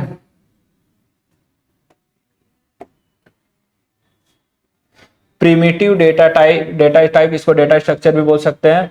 non primitive data structure, primitive data structure मतलब जो इनबिल्ट प्रोग्रामिंग लैंग्वेज अपने को प्रोवाइड करता है, कोई भी प्रोग्रामिंग लैंग्वेज जो भी डेटा टाइप अपने को प्रोवाइड करता है उसको हम लोग प्रिमिटिव बोलते हैं। प्रिमिटिव मीन्स बाय डिफॉल्ट जो सिस्टम प्रोवाइड करता है, मतलब कस्टमाइजेबल नहीं होता, बाय डिफॉल्ट उसकी स्पेस फिक्स होती है, लिमिट फिक्स होता है, उसको कस्टमाइज नहीं कर सकते अपने हिसाब से, तो उसको हम लोग बोलते हैं प्रिमिटिव डेटा टाइप्स। तो यहाँ पे प्रिमिटिव डेटा टाइप्स में क्या है, इंटीजर, फ्लोट और कैरेक्टर। आपका यहाँ पे वेर कैर, ऐसे बुलियन, ये सब भी एग्जांपल हो सकते हैं आपके प्रिमिटिव डेटा स्ट्रक्चर के, जैसे आप बुलियन भी बोल सकते हो।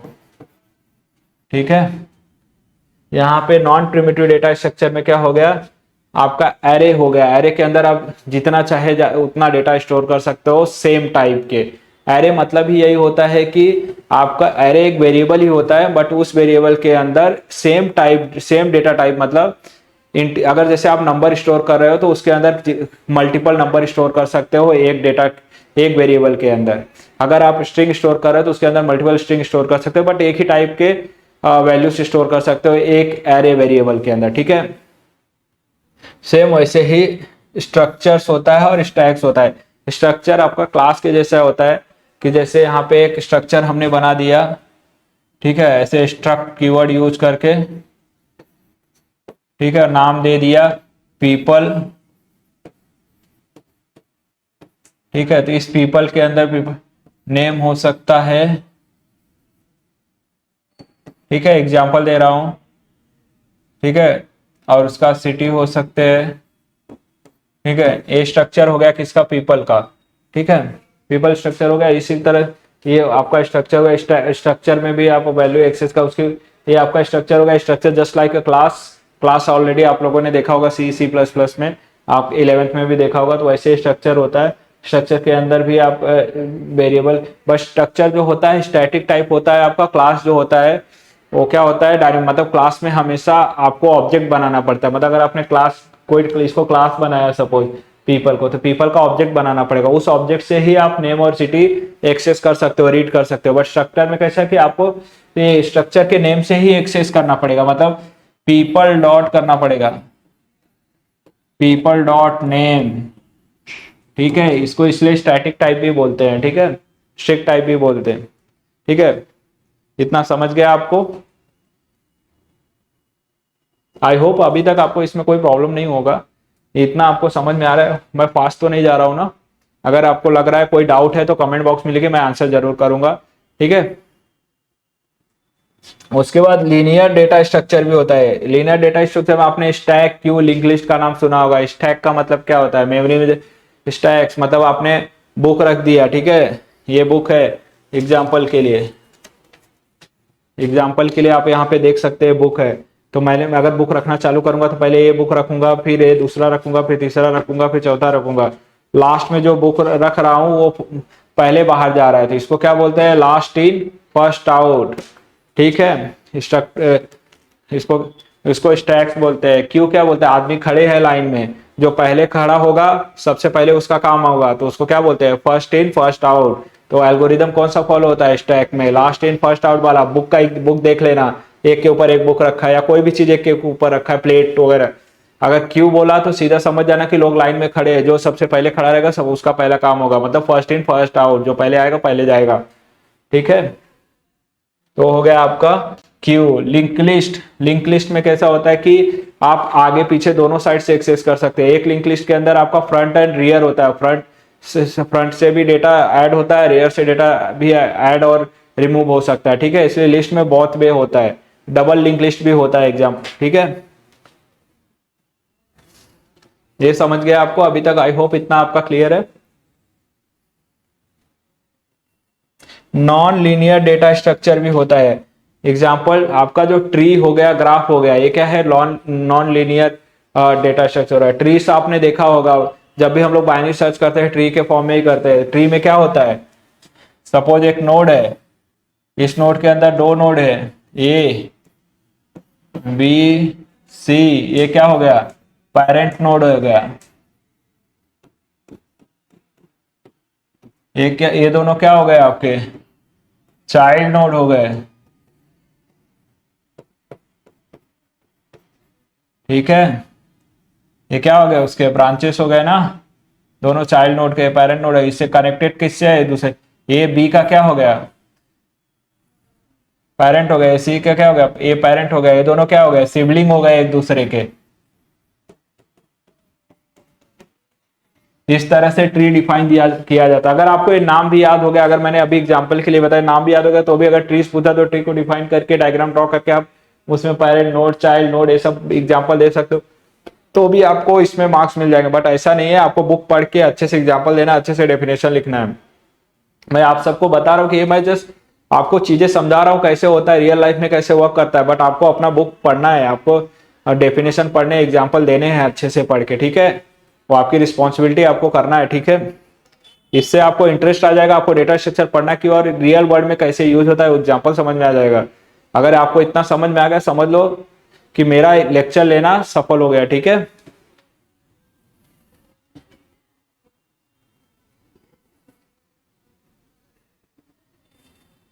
यहाँ पे क्लासिफिकेशन ऑफ डेटा स्ट्रक्चर, इसमें primary data structure, secondary data structure है। तो यहाँ पे आप देख सकते हो प्राइमरी डेटा स्ट्रक्चर क्या है, are the base data structure that directly operate upon the machine instruction, they have different representation on different computer, all, ठीक है, all the basis constant, integer, float, point number, ये सब जो अभी मैंने आपको बताया। प्रिमिटिव वाले जो होते हैं, string, constant and pointer, are the consider as a primary data structure, अभी आपको बताया। सेकेंडरी डेटा स्ट्रक्चर क्या होता है, more complicated data structure derive from a primary data structure से जो कि डिराइव होता है, ठीक है। सॉरी, ठीक है।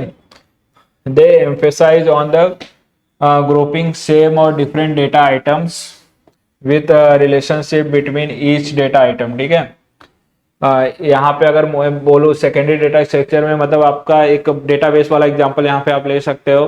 डेटाबेस के अंदर एक डेटाबेस के अंदर सपोज कोई कंपनी का डेटाबेस है या किसी एप्लीकेशन का डेटाबेस है, उसके अंदर मल्टीपल टेबल होते हैं, हर एक टेबल एक दूसरे से कनेक्टेड होता है, रिलेटेड हो, बहुत ज़्यादा कॉम्प्लेक्स होता है। तो क्या वो किस में आता है? सेकेंडरी डेटा स्ट्रक्चर में आता है, ठीक है। Secondary data structure can be broadly classified as static data structure and a dynamic data structure, ठीक है। स्टैटिक डेटा स्ट्रक्चर में अगर मैं बोलूँ तो आपका स्ट्रक्चर हो गया, डायनेमिक डेटा स्ट्रक्चर बोलूँ तो मैं आपका क्लासेस हो गया। और एग्जांपल के लिए आप देख सकते हो अपना डेटाबेस देख सकते हो, कोई भी चीज हो, हर एक चीज में उसका क्लास ऑब्जेक्ट तो होता ही है, ठीक है।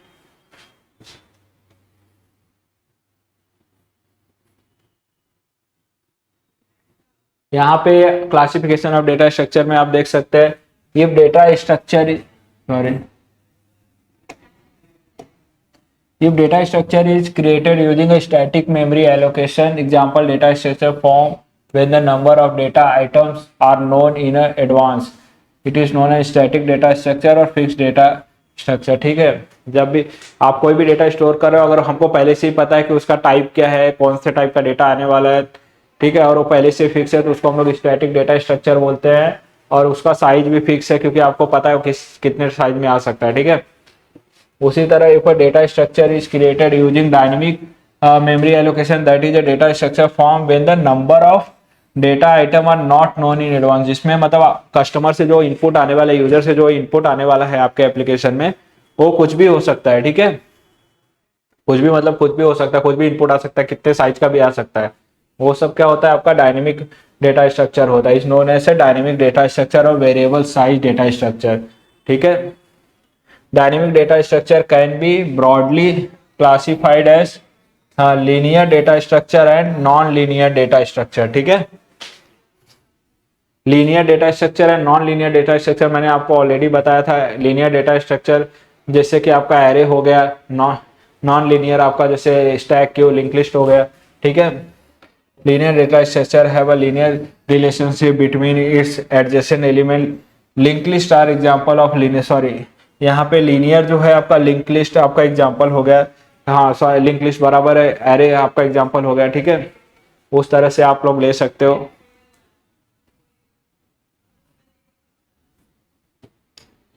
लिंक लिस्ट सिंपल, यहाँ पे देखो यहाँ बोला लीनियर डेटा स्ट्रक्चर का मतलब link list is a linear linear dynamic data structure that can grow and shrink during its execution time. मतलब लिंक लिस्ट में आप कितना भी डेटा स्टोर कर सकते हो, कितना भी रिमूव कर सकते हो, वो अपने आप ऐड होते जाता है, बढ़ता जाता है, और रिमूव करते हो तो कम होता जाता है आइटम, ठीक है। एक मिनट, हम लोग अभी कहाँ थे? क्लासिफिकेशन ऑफ डेटा स्ट्रक्चर में लीनियर डेटा स्ट्रक्चर हम लोगों को समझ गया क्या होता है, ठीक है। उसके बाद circular link list is similar to link list except that the first and the last node are interconnected. Non linear data structure क्या होता है? Don't have a linear relationship between its adjacent element. इसमें non linear में आपका हो गया graph trees I think. तो यहाँ पे देखो, in a linear data structure each node has a link which points to another node, whereas in a non-linear data structure each node may point to a several other nodes, okay. Tree is a non-linear dynamic data structure that may point to one or more node at a time. Graph is also a non-linear except that it has a no hierarchical relationship between its adjacent element, ठीक है।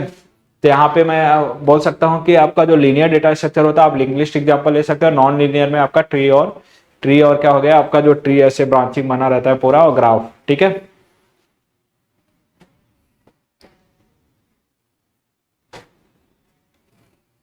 यहाँ पे अभी हम लोग बात करेंगे data structure collection के बारे में। ऑलरेडी हमने ये सब टॉपिक बात कर लिया, फिर भी एक बार देख लेते हैं, इससे आपका रिवाइज भी होता रहेगा। डेटा स्ट्रक्चर का कलेक्शन वो यहाँ पे वर्ड में यूज कर रहा हूँ तो मतलब क्या हो गया? डेटा स्ट्रक्चर कलेक्शन अगर मैं यहाँ पे यूज कर रहा हूँ तो इसका मतलब हो गया लीनियर स्ट्रक्चर। लीनियर स्ट्रक्चर में आपका आ गया array, fix size, link list, stack, Q, priority queue, ये सब क्या हो गया आपका, ये लीनियर स्ट्रक्चर हो गया आपका पूरा। यहाँ पे एरे क्या होता है, एरे आपका साइज जो होता है इसका फिक्स होता है, कि मतलब जब भी हम लोग एरे डिक्लेयर करते हैं, सपोज आपने कोई यहाँ पे मैंने कोई एरे डिक्लेयर किया, ठीक है, तो इसका जो साइज होता है ये फिक्स होता है, ठीक है, इसके अंदर आप कितना भी एलिमेंट वैल्यू ऐड कर सकते हो। लिंक लिस्ट वेरिएबल साइज होता है, आपका वेरिएबल जितना उस हिसाब से साइज डिफाइन होता है। Stack add to a top and remove from the top, ठीक है, मैंने बोला था लास्ट इन फर्स्ट आउट होता है, ठीक है, हमेशा टॉप पे ऐड होगा बट रिमूव भी टॉप से होगा। जैसे आप स्टैक का यहाँ पे मैं अगर एग्जांपल लिखूँ तो ये मैंने सपोज एक बॉक्स बना दिया, ठीक है, इसके अंदर मैं नंबर ऐड करता हूँ। सपोज मैंने यहाँ पे 1 ऐड किया तो 1 जाएगा इधर, फर्स्ट आया, फिर 2 ऐड किया तो 2 जाएगा इधर, 3 अकॉर्डिंगली, 4 अकॉर्डिंगली, तो लास्ट में क्या आया 4। बट हम लोग इसमें से निकालना चालू करेंगे तो सबसे पहले क्या 4 बाहर जाएगा, तो इसको क्या बोलते हैं हम लोग, पॉप। डिलीशन को पॉप बोलते हैं। जब हम लोग यहाँ पे ऐड कर रहे हैं तो इसको क्या बोलते हैं, पुश। तो ऑपरेशन क्या क्या हो गए, अपने 2 ऑपरेशन हो गए स्टैक में, पुश एंड पॉप, ठीक है। ये कौन से टाइप का हो गया, जो लास्ट में जाता है फर्स्ट आउट होता है, तो इसको बोलते हैं LIFO, last in first out. हमेशा किस टाइप का होता है स्टैक। क्यू क्या होता है, add back and remove from front. Simple, suppose लोग लाइन में लगे हुए हैं, ऐसे ऐसे करके लाइन में लगते जा रहे हैं लोग, ठीक है, और यहाँ पे कोई काम चल रहा है, उनको यहाँ पे उनको जाना है, तो ये फर्स्ट नंबर पे है, ये सेकेंड नंबर पे, थर्ड नंबर पे, फोर्थ नंबर पे। तो जो फर्स्ट आएगा वो पहले यहाँ जाएगा और बाहर निकल जाएगा फर्स्ट वाला, जो सेकेंड नंबर पे आएगा वो यहाँ आएगा, बाहर चला जाएगा सेकेंड नंबर वाला। तो जो फर्स्ट इन फर्स्ट आउट, तो हमेशा क्या फॉलो करता है, FIFO, first in first out. तो आपका क्यों किस टाइप का होता है, आपका फीफो फॉलो करता है, first in first out algorithm follow करता है। और ठीक है, इसमें भी पुश एंड पॉप ही होता है, पुश और पॉप मेथड फॉलो होता है क्यू में भी, ठीक है, pop, first in first out के बेसिस पे। ये क्या है, आपका एल्गोरिदम है, ठीक है। उसके बाद ट्री है। आपको प्रायोरिटी क्यू का भी आपके सिलेबस में नहीं है, फिर भी इसका डेफिनेशन देख लीजिए। Add anywhere remove the highest priority. Priority queue में क्या होता है, कहीं भी जाके ऐड हो जाओ, मगर जिसकी प्रायोरिटी हाई होगी, जो बहुत खास होगा, लोग सेलिब्रिटी लोग आते हैं ना मंदिर में, तो उनको हम लोग पहले आगे भेजते हैं ना, उस टाइप का क्यू, समझ गए, एग्जाम्पल सिंपल। उसका ट्री हो गया branching structure with no loops. इसमें कोई लूप नहीं होता, बस स्ट्रक्चर ब्रांच करना पड़ता है, जैसे कि ऑलरेडी हमने आप बताया था, ठीक है। यहाँ पे अगर एग्जांपल मैं ले लूं ट्री का,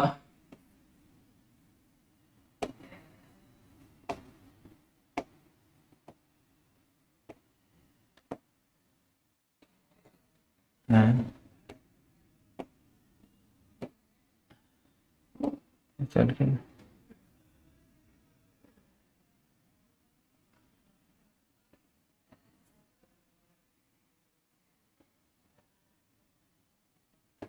ठीक है, इसको मैं काम करता हूँ, इरेज कर देता हूँ। इसमें ट्री का एग्जांपल ले लेता हूँ।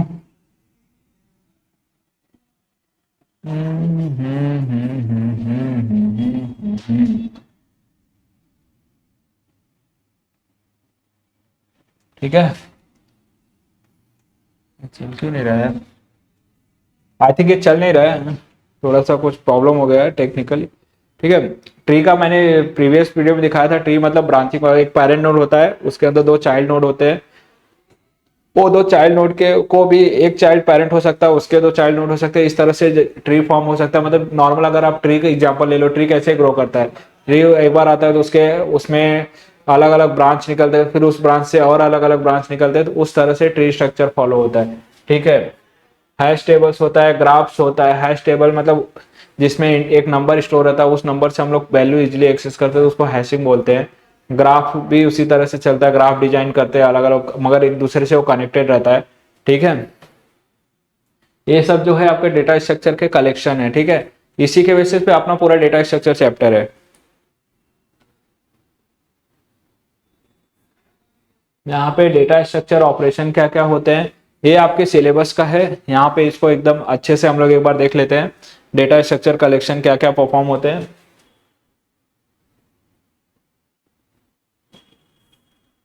ठीक है, अभी यहाँ पे डेटा स्ट्रक्चर में ऑपरेशन क्या क्या परफॉर्म होते हैं, बेसिक ऑपरेशन हम लोग क्या क्या परफॉर्म करते हैं। सपोज ट्रैवर्स करते हैं मतलब एक आपका एरे है। ठीक है, सपोज आपका यहाँ पे एक एरे है, एक एरे में एक दो तीन चार एलिमेंट स्टोर कर दिया। इसका पोजीशन क्या होगा, 0 1 2 3। ये क्या हो गया आपका पोजीशन, जिसको हम लोग बोलते हैं index number.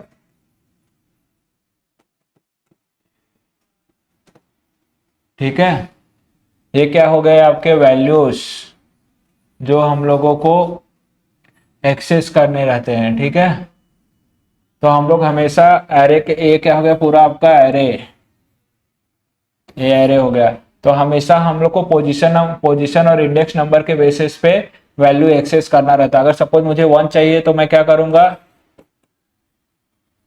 Array of 0 equal to 1। तो ट्रैवर्सिंग का मतलब क्या हो गया कि मैं 0 से लेके मतलब 0 टू लेके 3 पूरा वैल्यू को रीड करना, और आइटम रिपीट नहीं होने चाहिए। मतलब एक बार एक पोजीशन 0 आ गया तो वापस नहीं आना चाहिए। इसके लिए सिंपल हम लोग क्या कर सकते हैं, फॉर लूप यूज कर सकते हैं।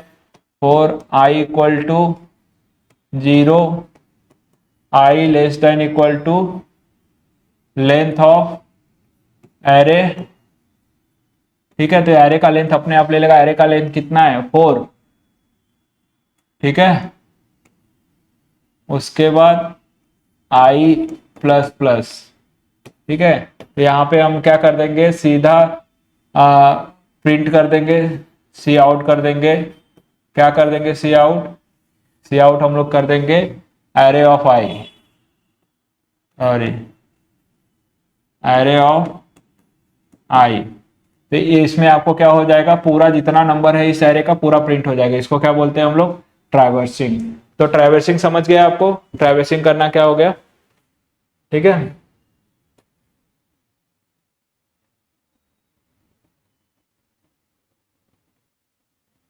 ट्रैवर्सिंग करना। उसके बाद क्या आता है अपना, सर्चिंग। अरे यार,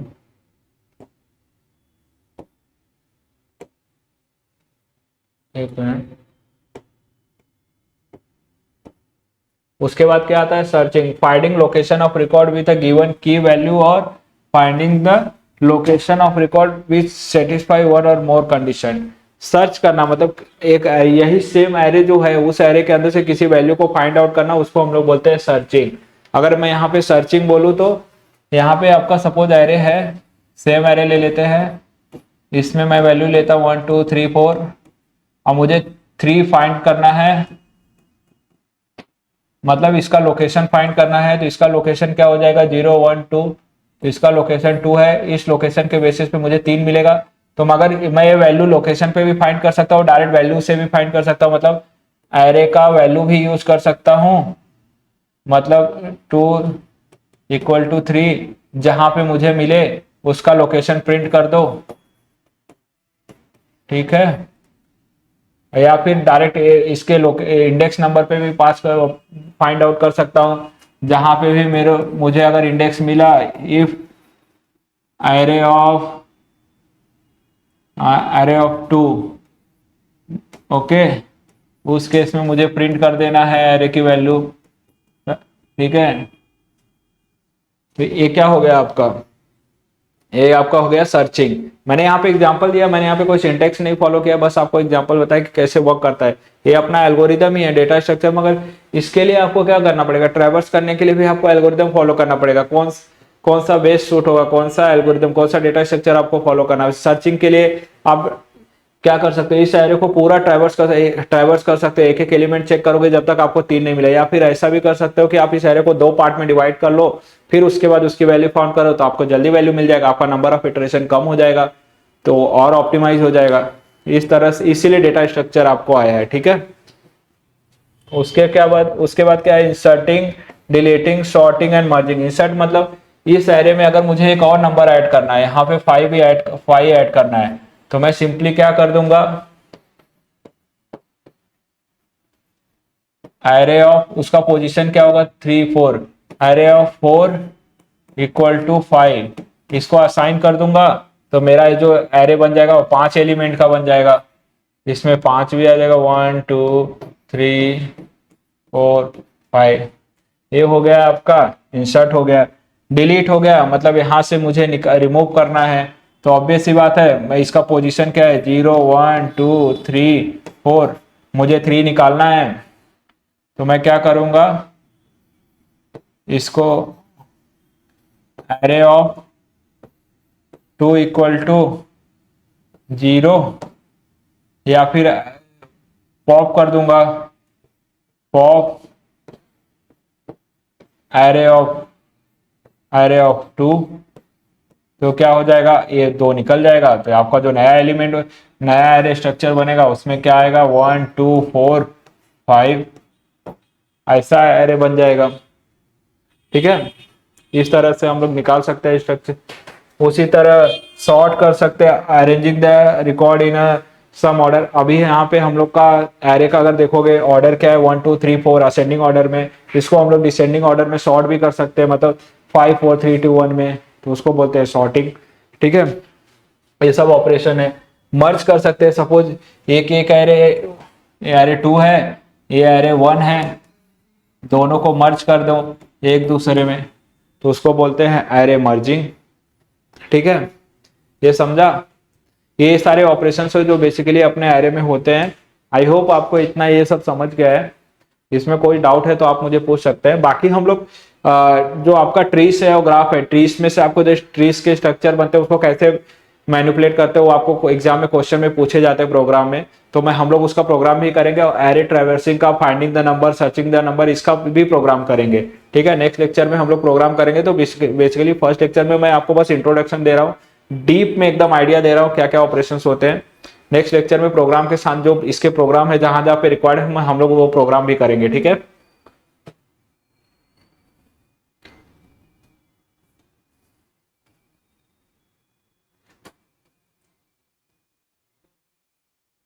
अगला जो है इसके आप देख सकते हो एल्गोरिदम नोटेशन है, ठीक है। एल्गोरिदम नोटेशन क्या होता है, एल्गोरिदम नोटेशन बेसिकली होता है कि जब भी आप कोई एल्गोरिदम लिखते हो कोई, तो उसमें आपके अलग अलग नोट किस फॉर्म में लिखोगे, उसका कुछ तो वे होगा ना लिखने का, कमेंट कब पास करना, वेरिएबल डिक्लेयर करना, तो वेरिएबल का नेमिंग कैसे करना, वो सब जो होता है अपना नोटेशन में होता है, ठीक है। यहाँ पे अगर स्क्रीन पे आप देखोगे स्टेप, कंट्रोल और एग्जिट। स्टेप मतलब नॉर्मल हम लोग कोई एल्गोरिदम लिख रहे हैं, ठीक है। अरे यार,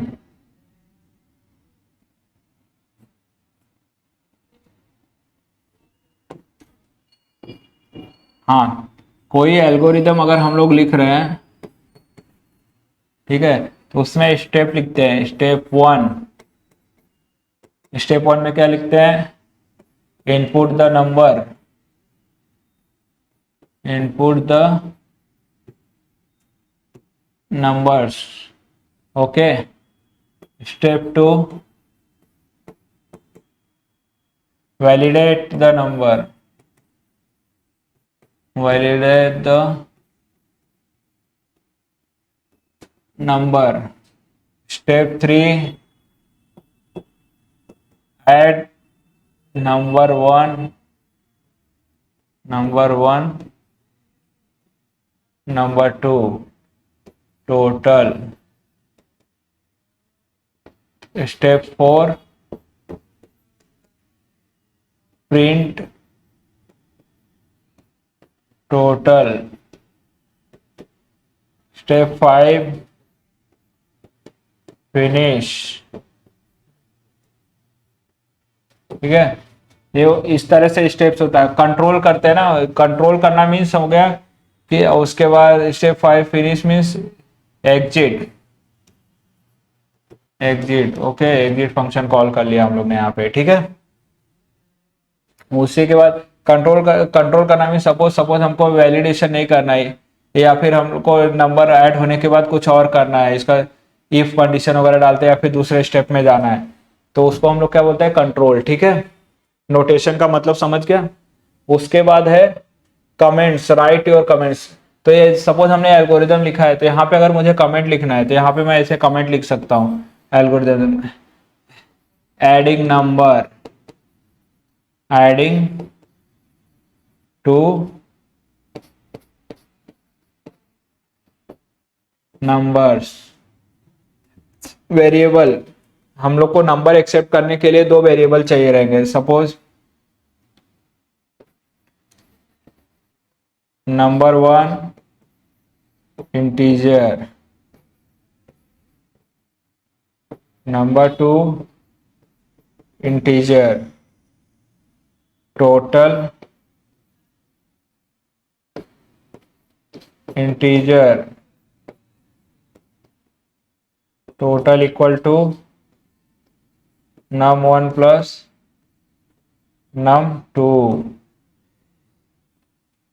इसमें num one num two total क्या, वेरिएबल्स, वेरिएबल्स।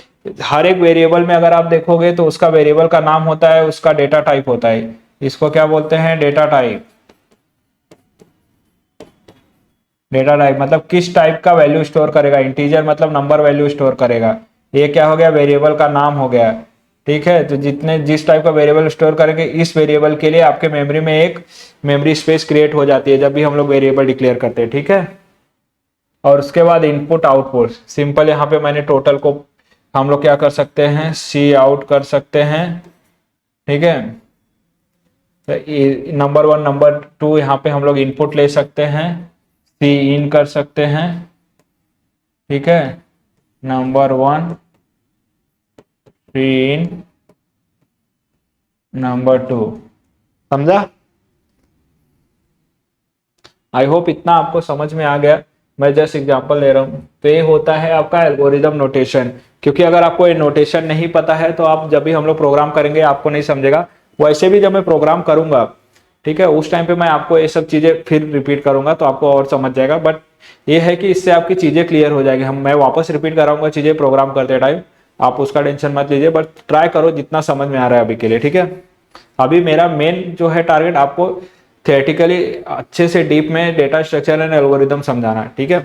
अभी आप ये समझिए, प्रोग्राम के लिए हम लोग अलग से लेक्चर लेंगे, डोंट वरी, ठीक है।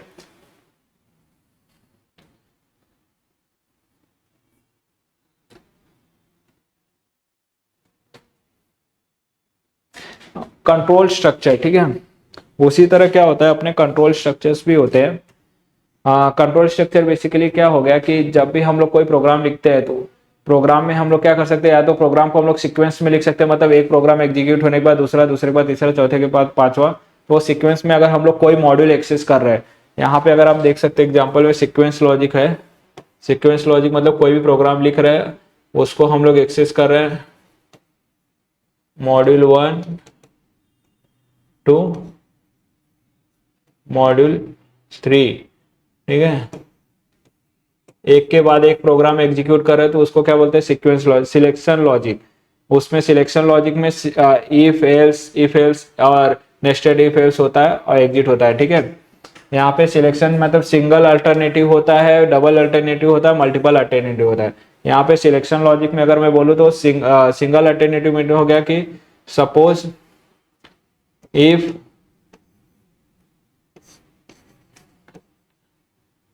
Mumbai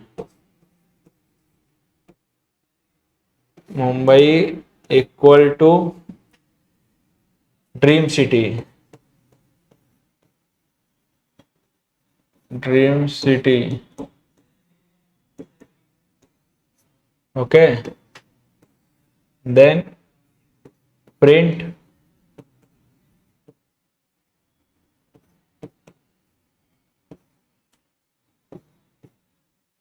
awesome, okay. If else if that is for a single alternative. Suppose इसमें अगर अपना ये सिंगल अल्टरनेटिव डबल अल्टरनेटिव, इधर हम लोग इसको बोल सकते हैं if condition else mean if condition not satisfy it will go to else condition. मतलब सिंपल है कि अगर आपका इफ कंडीशन सेटिस्फाई नहीं होता, if Mumbai equal not equal to dream city, तो इसके अंदर एल्स में जो सिटी रहेगा वो प्रिंट हो जाएगा। ठीक है, उसी तरह मल्टीपल अल्टरनेटिव हो गया, मल्टीपल इफ एल्स हो गया। ठीक है, मल्टीपल इफ एल्स मतलब if sorry multiple if else हो गया, मीन्स यहाँ पे मैं बोल सकता हूं if condition 1 else if condition 2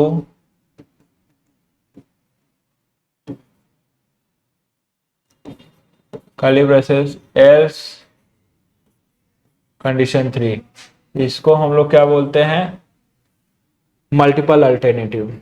iteration logic simple, using the suppose array है आपका, एक एरे है, इसमें मल्टीपल नंबर है, फिर से 2 3 6 8 6 8, इसको पूरा रीड करना है हम लोगों को फ्रॉम 2 to 6, तो उसके लिए हम लोग क्या यूज करते हैं, फॉर लूप यूज कर सकते हैं, उसमें कंडीशन डालते हैं और एक एक नंबर को रीड कर लेते हैं। ठीक है, इसको क्या बोलते हैं, इटरेशन लॉजिक।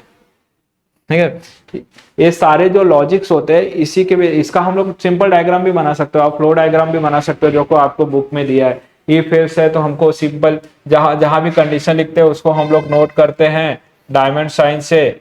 इफ ट्रू तो सीधा आपको सक्सेस दे देना है, अदरवाइज इसमें कुछ है फॉल्स, एग्जिट हो जाना है। नहीं है, सिंपल इनपुट मिला जो भी, इसी डायग्राम को लेके इफ एल्स में simple if true they, otherwise else में क्या कराना है, इफ एल्स में मल्टीपल कंडीशन आ जाएंगे, और इटरेशन में क्या होगा कि आपका इटरेट होगा डेटा पूरा, मतलब यहां से यहां ऐसे ऐसे चलता रहेगा जब तक एग्जिट नहीं होगा। ये मतलब जब भी आप एक ये कंट्रोल स्ट्रक्चर बताओगे, सीक्वेंस लॉजिक क्या होता है, सीक्वेंशियली हम लोग फॉलो करते हैं। सीक्वेंस लॉजिक एकदम सिंपल है, अगर उसका डायग्राम बनाओगे तो वैसे ऐसे मल्टीपल मॉड्यूल यहाँ पे एक्सेस हो रहे हैं। ठीक है,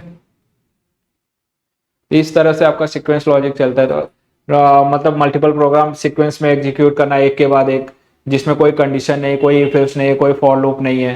ठीक है, तो आप इस तरह एग्जांपल भी दे सकते हो, ऐसे फ्लो डायग्राम भी बना सकते हो। तो आपको कंट्रोल स्ट्रक्चर में इससे ज्यादा नहीं पूछेगा, इसमें छोटे छोटे प्रोग्राम एग्जांपल आप कुछ भी दे सकते हो, इफ एल्स एरे लेके, कोई भी एक एरे लेके उसमें पूरा ऑपरेशन करके सारे कंट्रोल स्ट्रक्चर डिफाइन कर सकते हो। ठीक है, आई होप आपको ये समझ गया इजिली। ठीक है,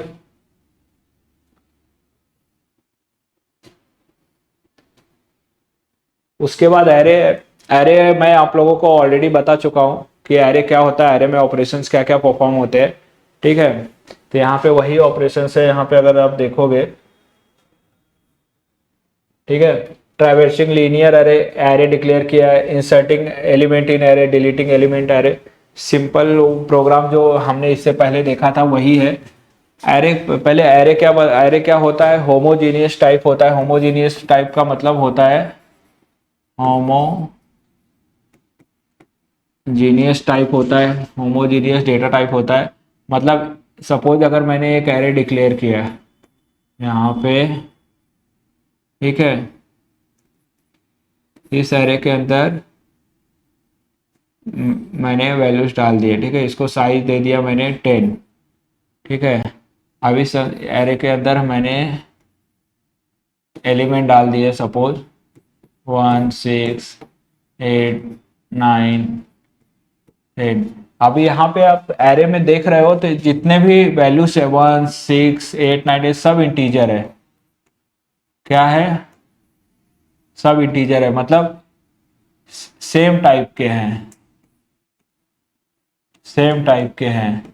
इसको क्या बोलते हैं, होमोजीनियस डेटा टाइप एरे बोलते हैं। मतलब एक एरे के अंदर सेम टाइप के ही मल्टीपल वैल्यूज आप स्टोर कर सकते हो। ठीक है, ये तो आपका एरे हो गया।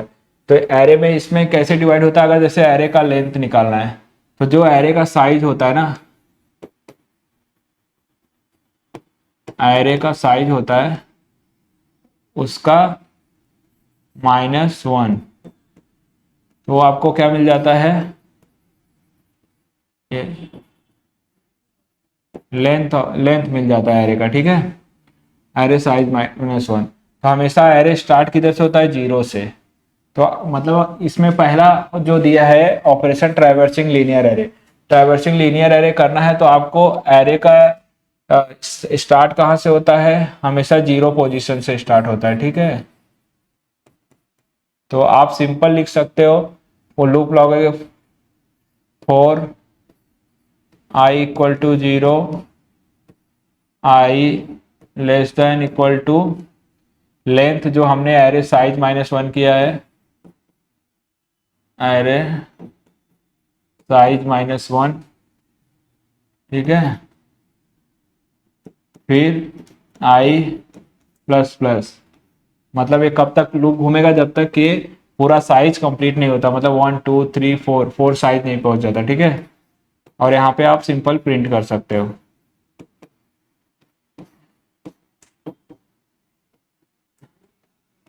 Array of I. ओके, तो इसको क्या बोलते हैं, इसको बोलते हैं traversing linear array. Inserting element in array, inserting element मतलब सपोज आपका एरे है 10 साइज का, इस एरे के अंदर मुझे वैल्यू ऐड करना है, तो सिंपली मैं उस एरे का पोजीशन, अगर मैं वहां पे किस पोजीशन पे ऐड करना है तो हमको पोजीशन निकालना पड़ेगा। अदरवाइज आप एरे में अगर ऐसे करते हो, ठीक है, वहां पे पोजीशन नहीं बताते हो और कोई भी नंबर ऐड कर सकते हो। ठीक है, 100, तो आपका लास्ट में ऑटोमेटिकली ऐड हो जाएगा। ठीक है, इस तरह। उसी तरह डिलीटिंग एन एलिमेंट, तो आपको पोजीशन निकालना पड़ेगा और उसको पॉप करना पड़ेगा, पॉप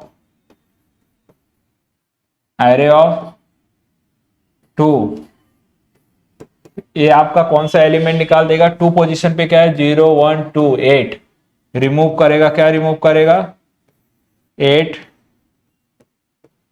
विल रिमूव।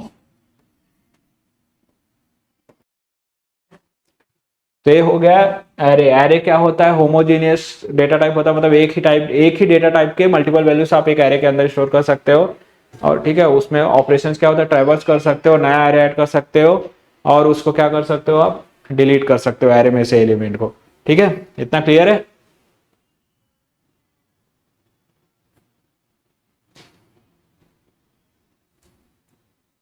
उसके बाद क्या आता है, सॉर्टिंग। सॉर्टिंग में आपके सिलेबस में सिर्फ बबल सॉर्ट है। बबल्स और सॉर्टिंग का मतलब क्या होता है, बेसिकली सपोज आपका कोई एलिमेंट एरे है, उसको असेंडिंग या डिसेंडिंग ऑर्डर में सॉर्ट करना। मतलब असेंडिंग ऑर्डर मतलब आपका 1 2 3 4 5 6, डिसेंडिंग ऑर्डर मतलब 6 5 4 3 2 1।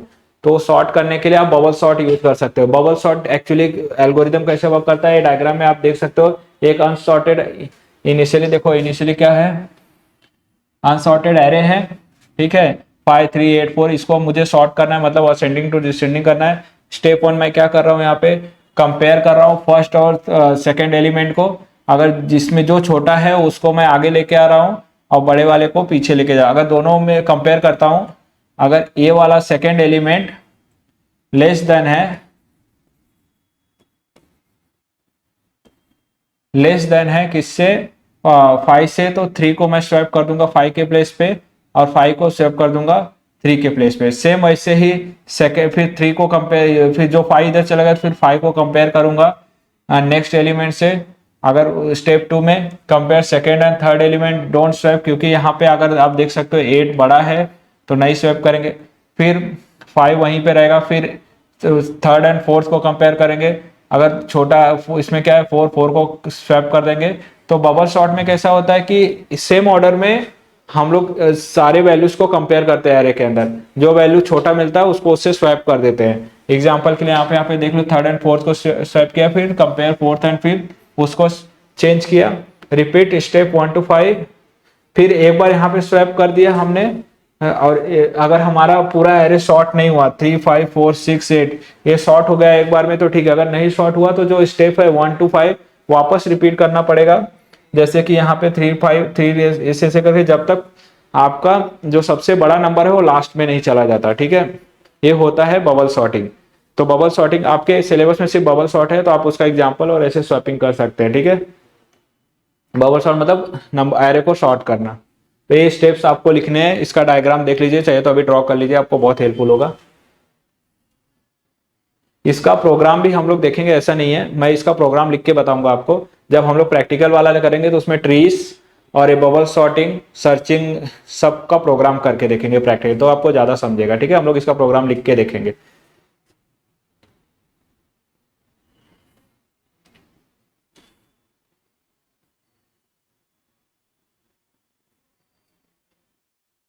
अभी अपने जो आगे के मतलब टॉपिक बचते हैं क्या है, बाइनरी सर्च। बाइनरी सर्च है, रिकॉर्ड्स है। रिकॉर्ड्स का मतलब सिंपल आप स्ट्रक्चर बोल सकते हो, आप जो भी डेटा स्टोर करते हो अपने टेबल में। एम्प्लॉय का डेटा सपोज स्टोर कर रहे हो तो एम्प्लॉय का एक स्ट्रक्चर बनाओगे, एम्प्लॉय के अंदर उसका आईडी, नेम, सैलरीज जो भी होगा उसको ही हम लोग बोलते हैं रिकॉर्ड मेंटेन करना। मतलब एक आदमी के मल्टीपल प्रॉपर्टी हो सकते हैं तो उसको कैसे स्टोर करते हैं डेटाबेस, उसको ही रिकॉर्ड्स बोलते हैं हम लोग। बाइनरी सर्च और जो ये पॉइंटर सर्च है वो हम लोग क्या करेंगे, नेक्स्ट टॉपिक में डिस्कस करेंगे, ठीक है। उसके बाद अब हम लोग का सिलेबस में ट्री और ग्राफ बचता है, सॉरी, ट्री और आपका स्टैक एंड क्यू का प्रैक्टिकल प्रोग्राम बचता है। तो जब भी हम लोग नेक्स्ट लेक्चर में बात करेंगे तो ट्रीज ट्रीज हमने ऑलरेडी डेफिनेशन तो देख लिया है क्या करता है, बट अभी अगर हम लोग देखेंगे तो ओवरऑल सबका प्रोग्राम बचा। तो प्रोग्राम हम लोग किसका किसका करेंगे नेक्स्ट लेक्चर में, ट्रीज का, बबल सॉर्टिंग, बाइनरी सर्च, ठीक है। ये सब चीजें याद रखना है, ये सब का हम लोग प्रोग्राम करना है नेक्स्ट।